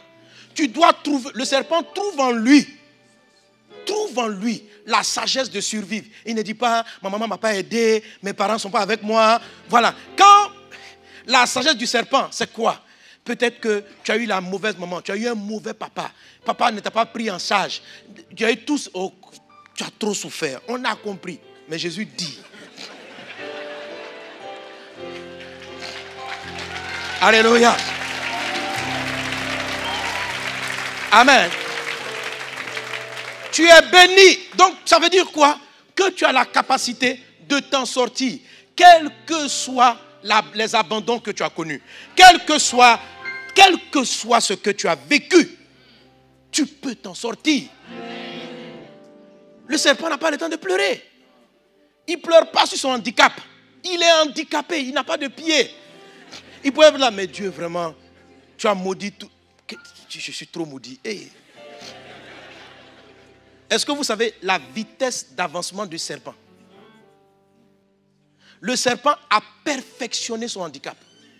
La sagesse du serpent, qui est la sagesse divine, que vous avez reçue en termes de bénédiction, fait en sorte que même si vous êtes handicapé, même si tes parents ne t'ont pas donné, tu n'as pas allé à l'école pour avoir le meilleur diplôme, tu peux prospérer. Parce que tu te dis, bon, je n'ai pas eu ça, je n'ai pas eu ceci, mais avec Dieu, c'est possible. Ceux qui n'ont pas la sagesse du serpent, ils sont arrivés, Dieu vous envoie, il dit, je te donnerai en position le pays dans lequel tu es étranger. J'arrive, nous sommes de Côte d'Ivoire, ici en Belgique, les gens favorisent que les Belges, nous, on est défavorisés. Et puis parce que tu es défavorisé, tu es une victime. Tu subis, tu empruntes seulement, tu vis. Non. Non! Tu dévalorises le Saint-Esprit. Tu dévalorises la bénédiction que tu as reçue. Tu la dévalorises. Est-ce que tu sais ce que Dieu t'a donné? Jacob n'était pas allé chez son oncle là-bas en train de pleurer. Est-ce que tu connais mon papa? Il est plus riche que toi si tu continues à me maltraiter. Il s'en est sorti. À la fin, là-bas, a pleuré, il dit, mais comment? C'est ce qu'on appelle la sagesse du serpent. Ce sont des gens de personnes, il se dit, ok, d'accord, je suis défavorisé. Ok, pour le même diplôme, mes origines me disqualifient. Ok. Ça, c'est mon handicap. Mais je vais réussir quand même. Je vais réussir. Si Dieu m'a envoyé dans ce pays, il dit qu'il te donne la bénédiction d'Abraham afin que tu possèdes le pays où tu es étranger. Nous sommes étrangers dans tous les pays parce que notre patrie c'est le ciel. Amen. Mais si Dieu a voulu que tu sois ici, il ne faut pas être là, non, dans ce pays-là, personne ne peut réussir. En tout cas, quand tu es de mes origines, tu ne peux pas. Et puis d'ailleurs même, je n'ai pas de diplôme. Tu racontes n'importe quoi. Tu dévalorises le Saint-Esprit. Tu es en train de dire au Saint-Esprit que Dieu n'est pas capable. Sois sage comme le serpent. Le serpent n'a pas de parents. Il n'a pas d'amis. Mais il se multiplie. Il s'adapte. Il s'adapte à son handicap. Il s'est adapté. Est-ce que vous savez que maintenant il y a des serpents qui volent? Oui, les serpents nagent. Le serpent, il va plus vite. Vous savez que les serpents n'ont pas d'oreilles? Dieu ne dit pas dans la malédiction du serpent, mais le serpent n'entend pas. La plupart des serpents sont sourds. Alors, il a développé l'art de percevoir les vibrations. Donc, en fait, il sait que les gens arrivent, il connaît leur position par le mouvement du sol. Donc, il pose sa tête comme ça. Et puis, ce qui était pour lui un problème est devenu une capacité extraordinaire. Du coup, il est avantagé. Dans le noir, tu ne vois plus. Lui, dans le noir, il voit. Pas parce que ses yeux voient. Il entend. Pas parce qu'il a des oreilles. Parce qu'il a transformé son handicap en capacité. Et du coup, il est devenu plus performant que ceux qui ont des oreilles. Plus performant. Donc quand Jésus dit, il dit, vous êtes comme des brebis au milieu de loups. Le monde ne veut pas vous faire des cadeaux. Vous êtes dans un monde qui vous combat. Observez le serpent. Je l'ai maudit. Mais c'est l'animal qui se multiplie le plus. Je l'ai maudit. Mais il n'y a plus de serpents que des lions. Je l'ai maudit. Le lion n'a pas été maudit. Mais il meurt. Le serpent. Le serpent. Le serpent. Non, il ne faut pas l'admirer. Mais en sagesse, il est dangereux. Il est fort. Il est fort. Et cette grâce est en toi. Ce qu'on appelle planao, la sagesse planao. C'est en toi. Mais elle ne se manifeste pas quand tu te moques d'elle. Quand tu ris, comment cela se fera-t-il? Comment quelqu'un comme moi, dans un pays comme ceci, je ne suis pas allé à l'école. Quand tu parles comme ça, c'est une injure au Saint-Esprit. C'est une injure à la bénédiction. Il dit, je t'ai béni de toutes sortes de bénédictions. Dans les lieux célestes en Jésus, ça veut dire quoi? Je fais de toi la tête et non la queue. Tu as la bénédiction pour aller en haut, mais tu es en train de te plaindre, de pleurer. Il dit, tu prêteras aux nations, tu n'emprunteras pas. C'est toi qui es toujours en train d'emprunter aux banques. Tu es toujours en train d'emprunter. Tu es sous les dettes, sur les dettes. Et tu es là, Seigneur, comment dois-je faire? Comment dois-je faire? Tu as la sagesse pour ça. Je ne peux pas, je suis victime. Non, tu peux changer la situation. Ce n'est pas à vous d'emprunter. Ce n'est pas à vous d'être poursuivi par des huissiers. Quand tu es poursuivi, tu n'as pas de voix, tu ne peux pas parler. Mais ce que Dieu a mis en toi est capable de renverser la situation. Soyez bénis au nom de Jésus. Soyez bénis au nom de Jésus. Alléluia. Amen. Alors, on a terminé. Je cite, on va s'arrêter. Amen. Bon, j'avais dit que j'allais toucher le mariage, mais c'est demain alors. Ah non, ça va aider beaucoup de foyers. Oui. Je vais vous expliquer le vrai. Normalement, quand Dieu a dit, la malédiction qui a frappé le foyer a attaqué les désirs de la femme. Vous comprenez, non? Quand les gens demandent à Jésus, pourquoi Moïse a-t-il permis le divorce? Jésus leur dit, au commencement, il n'en était pas ainsi. Il n'en était pas ainsi. Donc, la référence divine, c'est le commencement et non pas ce qui est venu après les malédictions. C'est parce qu'Adam et Ève ont péché qu'on a dit, madame, tes désirs se porteront vers ton mari. Il y a quelqu'un qui a dit, mais parce que si les désirs se portent vers le mari, c'est une bonne chose. Ce n'est pas comme ça. En fait, ce désir-là est malsain. Ce désir-là, le désir est très égoïste. Alors, quand vous allez voir les sœurs qui sont en train de prier, je veux un homme qui va me comprendre. On dit, prie, quel type de mari tu veux? Un homme qui sait m'entendre. Tu vois? Vous savez, on ne dit pas les désirs seront portés vers l'homme, mais vers le mari, vers le mariage. Si vous partagez tous les sujets de prière ici à toutes les sœurs, les non-mariés, sujet 1, même si elles veulent être spirituelles, elle va mettre sujet 1, que Dieu me fortifie dans ma foi.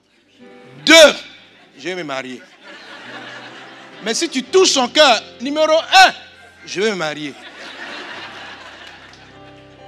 Alors, la malédiction qui agit dans la chair a déréglé les désirs.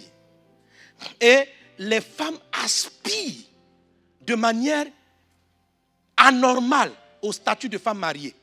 C'est ça, tes désirs se porteront vers ton mari, pas vers les hommes, mais vers ton mari. C'est-à-dire, je vais te marier, il faut que j'ai une alliance là. Ah, il faut ça.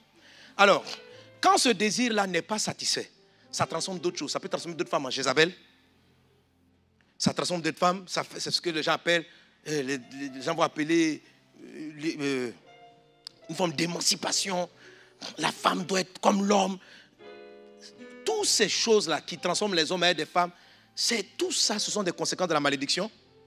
Et les hommes aussi qui ne comprennent pas, sur la base de ce passage, je suis l'homme, on a dit je dominerai. C'est une malédiction. Ce n'est pas le premier sentiment qu'Adam avait. Dominer. C'est le même mot dominer qui est écrit, tu dois dominer les animaux. On dit, Dieu n'a pas, il dit, soyez féconds, multipliez, dominez les animaux. Et c'est la même chose qu'il est en train de dire, tu vas dominer la femme. Alors beaucoup d'hommes, et c'est pourquoi les femmes se sont rebellées, ont commencé à prendre les femmes comme les animaux. C'est-à-dire le même système de domination, qui est le système de domination de l'homme à l'animal, c'est un système d'exploitation. C'est ça. Tu vas assujettir l'animal, c'est l'exploiter. C'est utiliser la vache pour prendre son lait, sa viande. Et la même chose dite à l'homme vis-à-vis de la femme, c'est que la femme devient un objet de plaisir, un objet pour satisfaire, pour te donner ton lait, pour te donner... Tu comprends? D'où les crises conjugales. Il ne pense pas à moi, il ne pense qu'à lui. Tout ce qui l'intéresse sur ses projets. Mais parce qu'il t'a marié sous la domination de la malédiction. Et les femmes sont là. Je souffre, mon mari, mon foyer, je souffre. Sa souffrance, la plus grande souffrance des femmes, ce n'est pas de ne pas avoir de travail. C'est d'avoir des problèmes dans leur foyer ou de ne pas être marié. La plus grande souffrance de l'homme, c'est quand il ne travaille pas.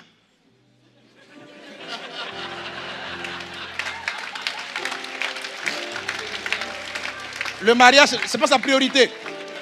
Si vous faites une réunion, vous dites prière pour les célibataires. Il y a toujours plus de sœurs que de frères. Parce que les frères, ce n'est pas trop leur truc d'abord. Ils viennent quoi, mais... Soyez bénis au nom de Jésus.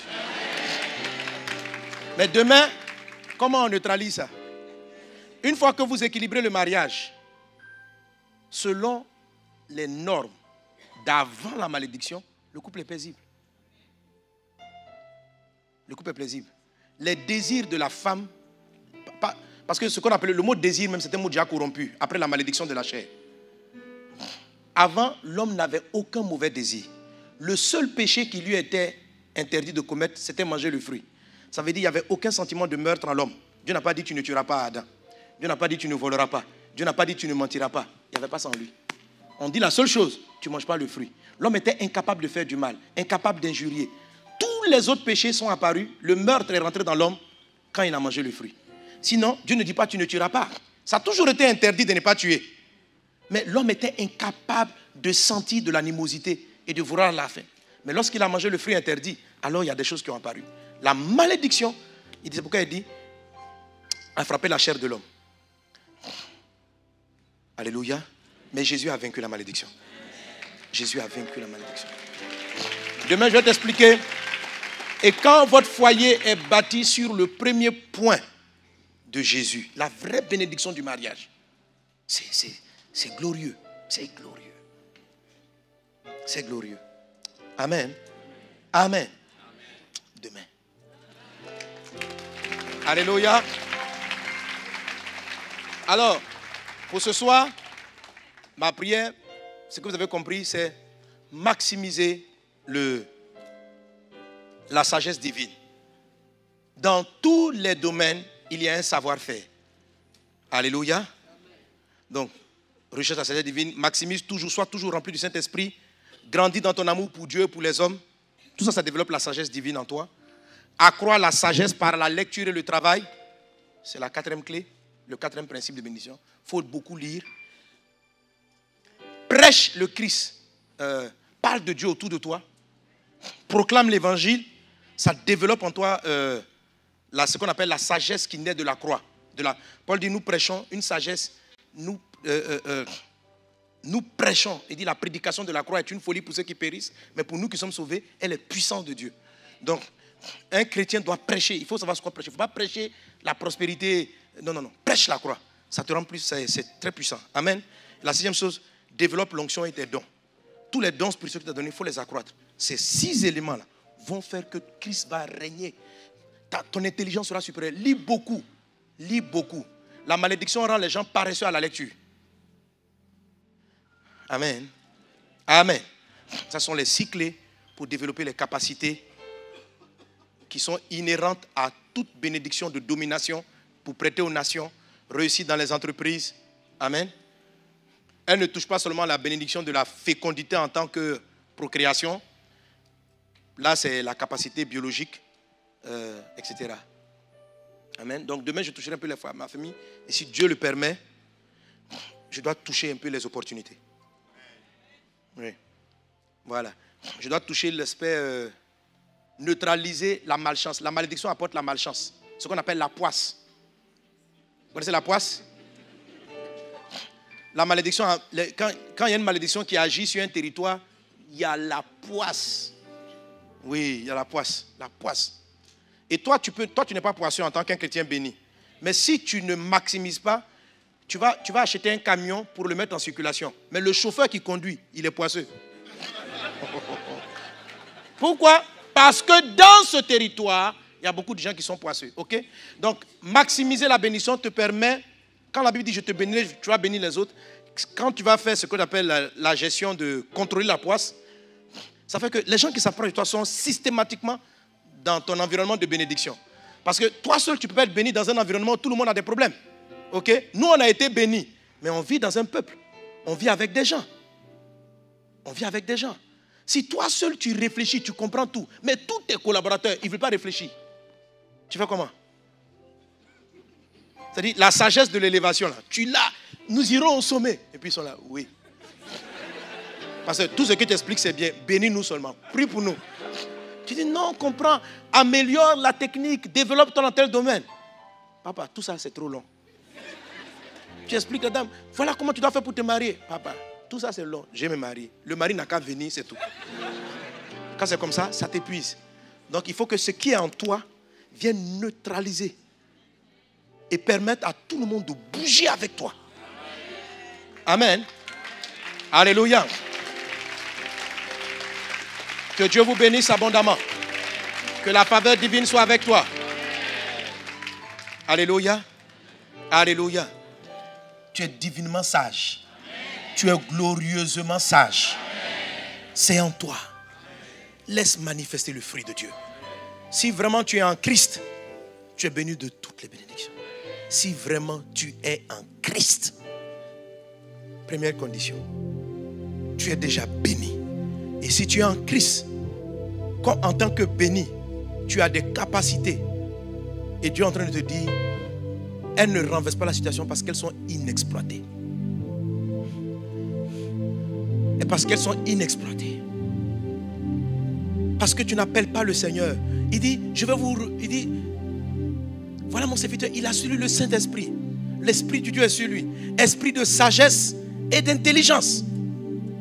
Nous avons reçu la sagesse divine et l'intelligence divine par la prédication de la croix. Esprit de conseil et de force. Le Saint-Esprit donne de l'énergie, il donne du courage, il donne de la vigueur, il donne des conseils. Il est la clé de la capacité surnaturelle. Il dit, esprit de crainte de l'Éternel. Que ces choses-là soient en toi, en abondance. Nous allons nous tenir debout. Il dit, Seigneur, alors quels que soient les défis auxquels tu es confronté, dis, Seigneur, je vais laisser ta bénédiction qui est dans ma vie parler. Parler en termes de sagesse. Souviens-toi de Jacob qui était opprimé, Jacob qui était maltraité, Jacob qui était exploité.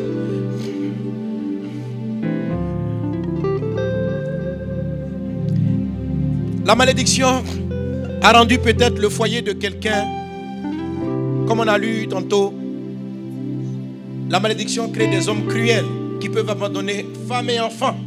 Crée des femmes cruelles qui peuvent abandonner mari et enfants. Tout ça pour satisfaire leurs besoins. La malédiction, peut-être que toi-même, elle t'a détourné. Tu ne connaissais pas Jésus. Tu as laissé tes enfants, tu as laissé ta famille quelque part et tu es venu à l'aventure de manière irresponsable. Ça, c'était quand tu ne connaissais pas Jésus. Ça, c'était même si tu étais en Christ, tu étais à côté de Christ, où tu n'as pas laissé la bénédiction qui est en toi prendre le dessus.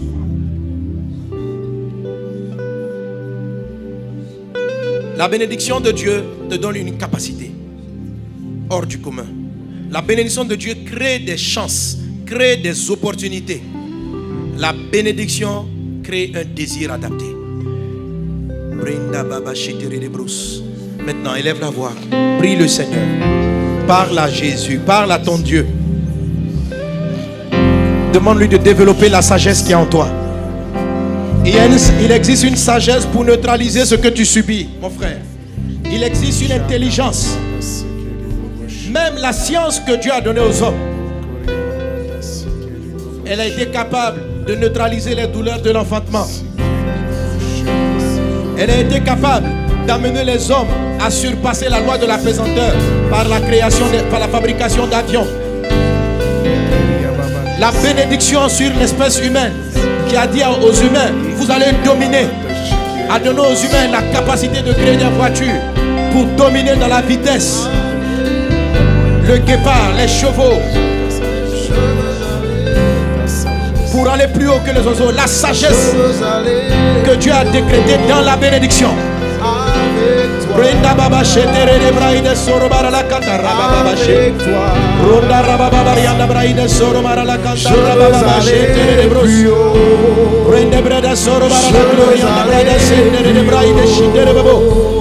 Avec toi. Gloriana Braida Soro Marala Clariana Braida Roba Baba Shedere Braida Soro Marala Kete. Je veux aller plus haut. Braida Gloriana Braida Shedere. Je veux aller plus haut. Avec toi. Avec toi. Je veux aller plus haut.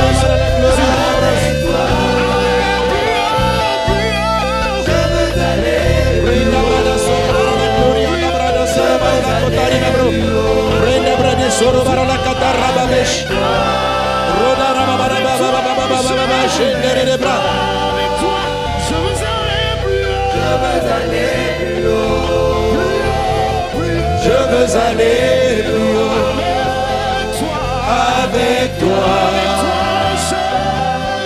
Avec toi. Je veux aller plus loin. Je veux aller plus loin. Avec toi. Avec toi.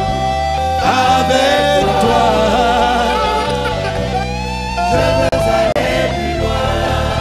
Brenda Baba Chere Mara Sotere Bro de Soka. Avec toi. Avec toi. Avec toi. Avec toi. Je veux aller. Alléluia. Alors, si tu as compris la clé de notre capacité surnaturelle, c'est vrai, c'est l'intelligence, mais c'est l'intelligence qui vient du Saint-Esprit. C'est la sagesse. Il y a une différence entre la sagesse et l'intelligence. Pour ceux qui prendront les coffrets, je prends le temps de détailler, de différencier la sagesse et l'intelligence. C'est l'intelligence qui est basée sur le fait d'aller au repos, d'aller au sabbat, de chercher, de faire toutes les choses pour pouvoir moins faire demain. Ça, c'est l'intelligence. L'intelligence est basée sur le futur. La sagesse est basée sur la gestion des événements passés. Alors la sagesse arrive à discerner le temps approprié des choses, le temps approprié des paroles, le temps approprié des actes. La sagesse est généralement basée sur le passé. L'intelligence est basée sur le futur. L'intelligence vise à faire mieux demain. La sagesse vise à tirer les expériences du passé pour faire mieux aujourd'hui et demain.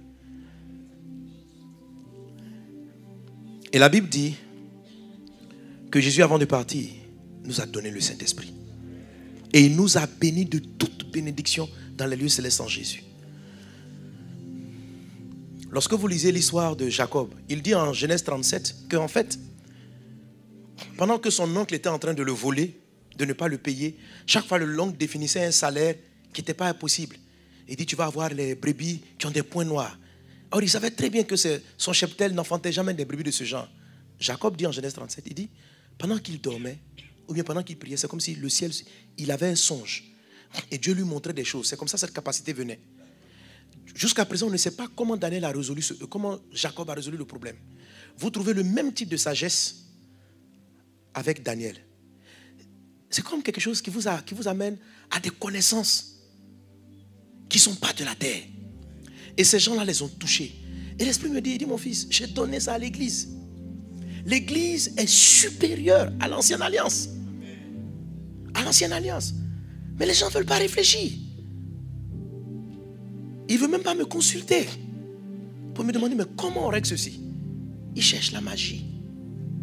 Ou bien quand ils ont le Saint-Esprit, on dit esprit de sagesse et d'intelligence. Ils ont résumé le Saint-Esprit au parler en langue. Le parler en langue, c'est le côté qu'il dit. Esprit de force, parce que la force c'est la l'onction, et de conseil. Mais il donne la sagesse aussi. C'est-à-dire une capacité d'analyse hors du commun. Une intelligence, une créativité, une inventivité. Tout le monde l'a reçu. Mais c'est à nous de l'exploiter. C'est à nous de l'exploiter. C'est à nous de l'exploiter. Il t'a béni, sois fécond. Mais si tu n'as pas de rapport avec ton conjoint, l'enfant ne viendra pas. Il a dit qu'il te donne la domination. Aujourd'hui, les maladies te dominent. Les trucs te dominent. Le trouble dans ta maison te domine. C'est pas normal. Le sommet ne va pas apparaître. Tu ne vas pas t'en sortir par magie. C'est une intelligence qui va commencer à parler pour toi. C'est par la sagesse qu'il a transformé l'escroquerie dont était victime Jacob et qu'il a rendu très riche. C'est par la sagesse surnaturelle qu'il a amené Daniel à devenir une des personnes les plus influentes. Daniel a manifesté Dieu et il a amené Nebuchadnezzar à se prosterner et à reconnaître qu'il n'y a de Dieu que Dieu. Nous voulons que la Belgique croie en Jésus. Il faut qu'elle voie. Pas simplement des temples, mais la sagesse infiniment variée de Dieu. Ce qui vient par le... Lève les mains. Reçois l'esprit de sagesse. Reçois le Saint-Esprit. Esprit de sagesse et d'intelligence. Esprit de conseil et de force. Esprit de connaissance et de crainte de l'Éternel. Esprit de connaissance, de crainte de l'Éternel, Ésaïe 11:2. La connaissance est la science aussi. On avait dit esprit de science et de crainte de l'Éternel. Que ces choses-là soient ton partage. Que ces choses soient ton partage. Maximise ces bénédictions. Que la sagesse du Saint-Esprit puisse se développer en toi. Puisse se développer en toi. Puisse se développer en toi. Le monde attend la révélation des fils de Dieu. Le monde attend que Christ soit manifesté. Et Christ détienne sagesse hors du commun. Reçois l'intelligence pour résoudre les problèmes mathématiques, les problèmes économiques, les problèmes scientifiques, les problèmes médicinaux, les problèmes d'inventivité. Reçois, manifeste-la. Je vois Christ manifesté en informatique, en agriculture, dans tous les domaines. Que la puissance de l'Esprit Saint soit sur toi. Reçois l'Esprit. Reçois l'Esprit. Ce soir, tu es déjà rempli du Saint-Esprit. Ceux qui ne sont pas baptisés, vous recevez votre baptême. Vous commencez par la prière en langue. Comme le pasteur Ivan l'a expliqué, Dieu saisit d'abord la langue. Parce que la langue va t'orienter là où tu dois partir. Il saisit ta vie. Saint-Esprit accomplit ta parole. Que la puissance de Dieu agisse en toi maintenant. Qu'elle agisse en toi. Que la sagesse infiniment variée que le Père, que le Christ a déposée en toi soit manifestée. Maintenant, dans toute cette foule, là où tu es, la présence de Dieu fait la différence. La puissance de Dieu fait la différence. La puissance de Dieu fait la différence. Tu es oint du Saint-Esprit pour opérer dans le surnaturel, dans la sagesse surnaturelle, dans la connaissance surnaturelle, dans la compréhension surnaturelle. Tu es oint par l'Esprit de Dieu. Tu es oint du Saint-Esprit. Tu es oint du Saint-Esprit. Tu opères dans le surnaturel. Tu marches dans le surnaturel. Quel que soit le domaine dans lequel le Seigneur t'a établi, tu règnes par Jésus. Tu domines par Jésus. Tu as la tête par Jésus.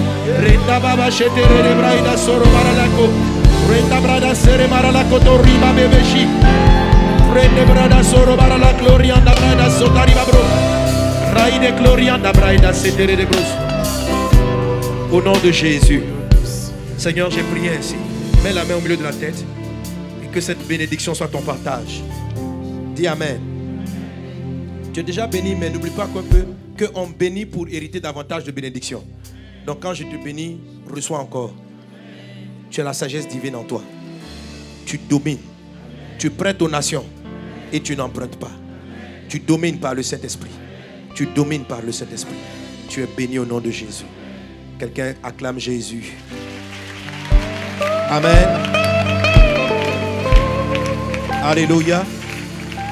Gloire à Dieu. Gloire à Dieu.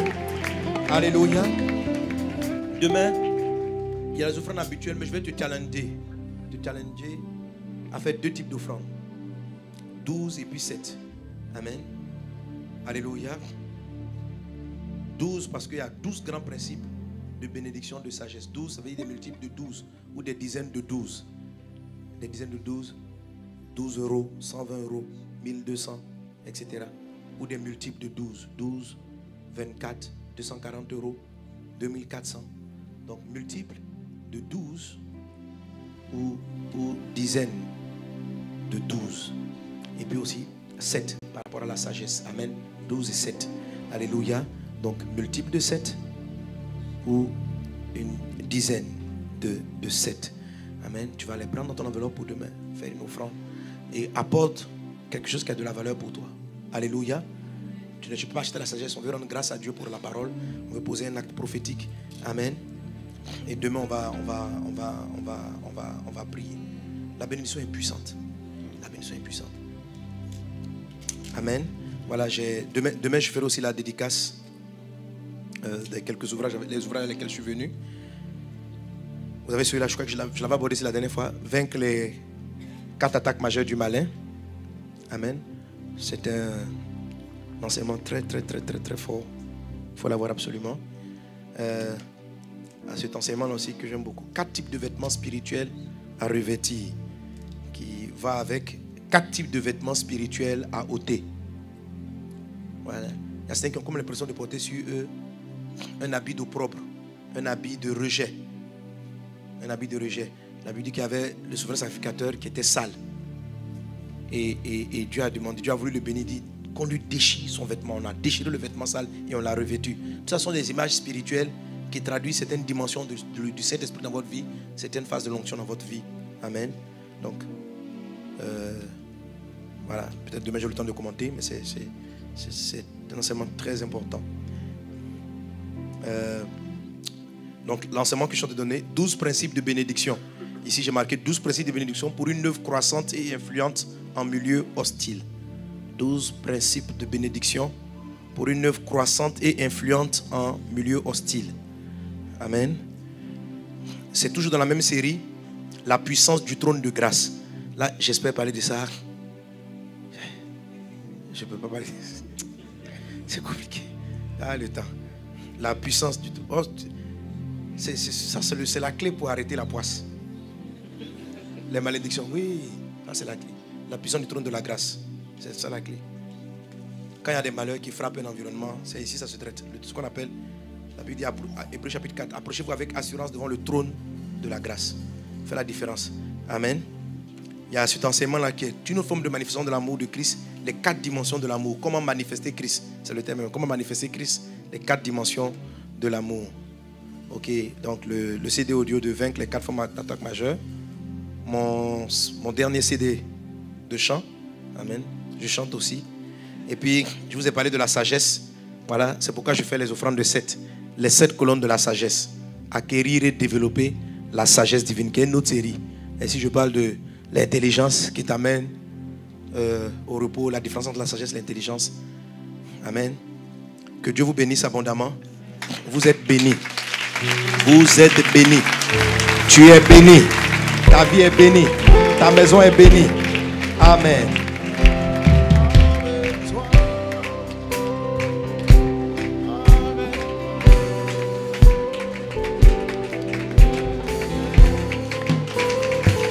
Je ne sais pas pourquoi quelqu'un s'est arrêté d'acclamer. Je ne sais pas pourquoi quelqu'un s'est arrêté d'acclamer. Au contraire, nous devrions continuer, nous devrions acclamer le Seigneur pour ce moment particulier que nous avons reçu. Il y a une différence, bien-aimés, entre acclamer et applaudir. Pouvons-nous acclamer le Seigneur ensemble avant de partir? Pouvons-nous acclamer? Pouvons-nous ensemble lui dire merci pour sa présence, lui dire merci pour sa parole, lui dire merci pour la révélation de sa parole, pour tout ce que nous avons entendu, tout ce que nous avons reçu de la part de Dieu ce soir, cet après-midi, à travers son serviteur. C'est d'une richesse profonde, c'est une richesse incroyable. Alors, rendons grâce ensemble en poussant un cri pour manifester notre gratitude envers Dieu, envers le Seigneur, le Saint. Le Saint-Esprit. Alléluia. Alléluia.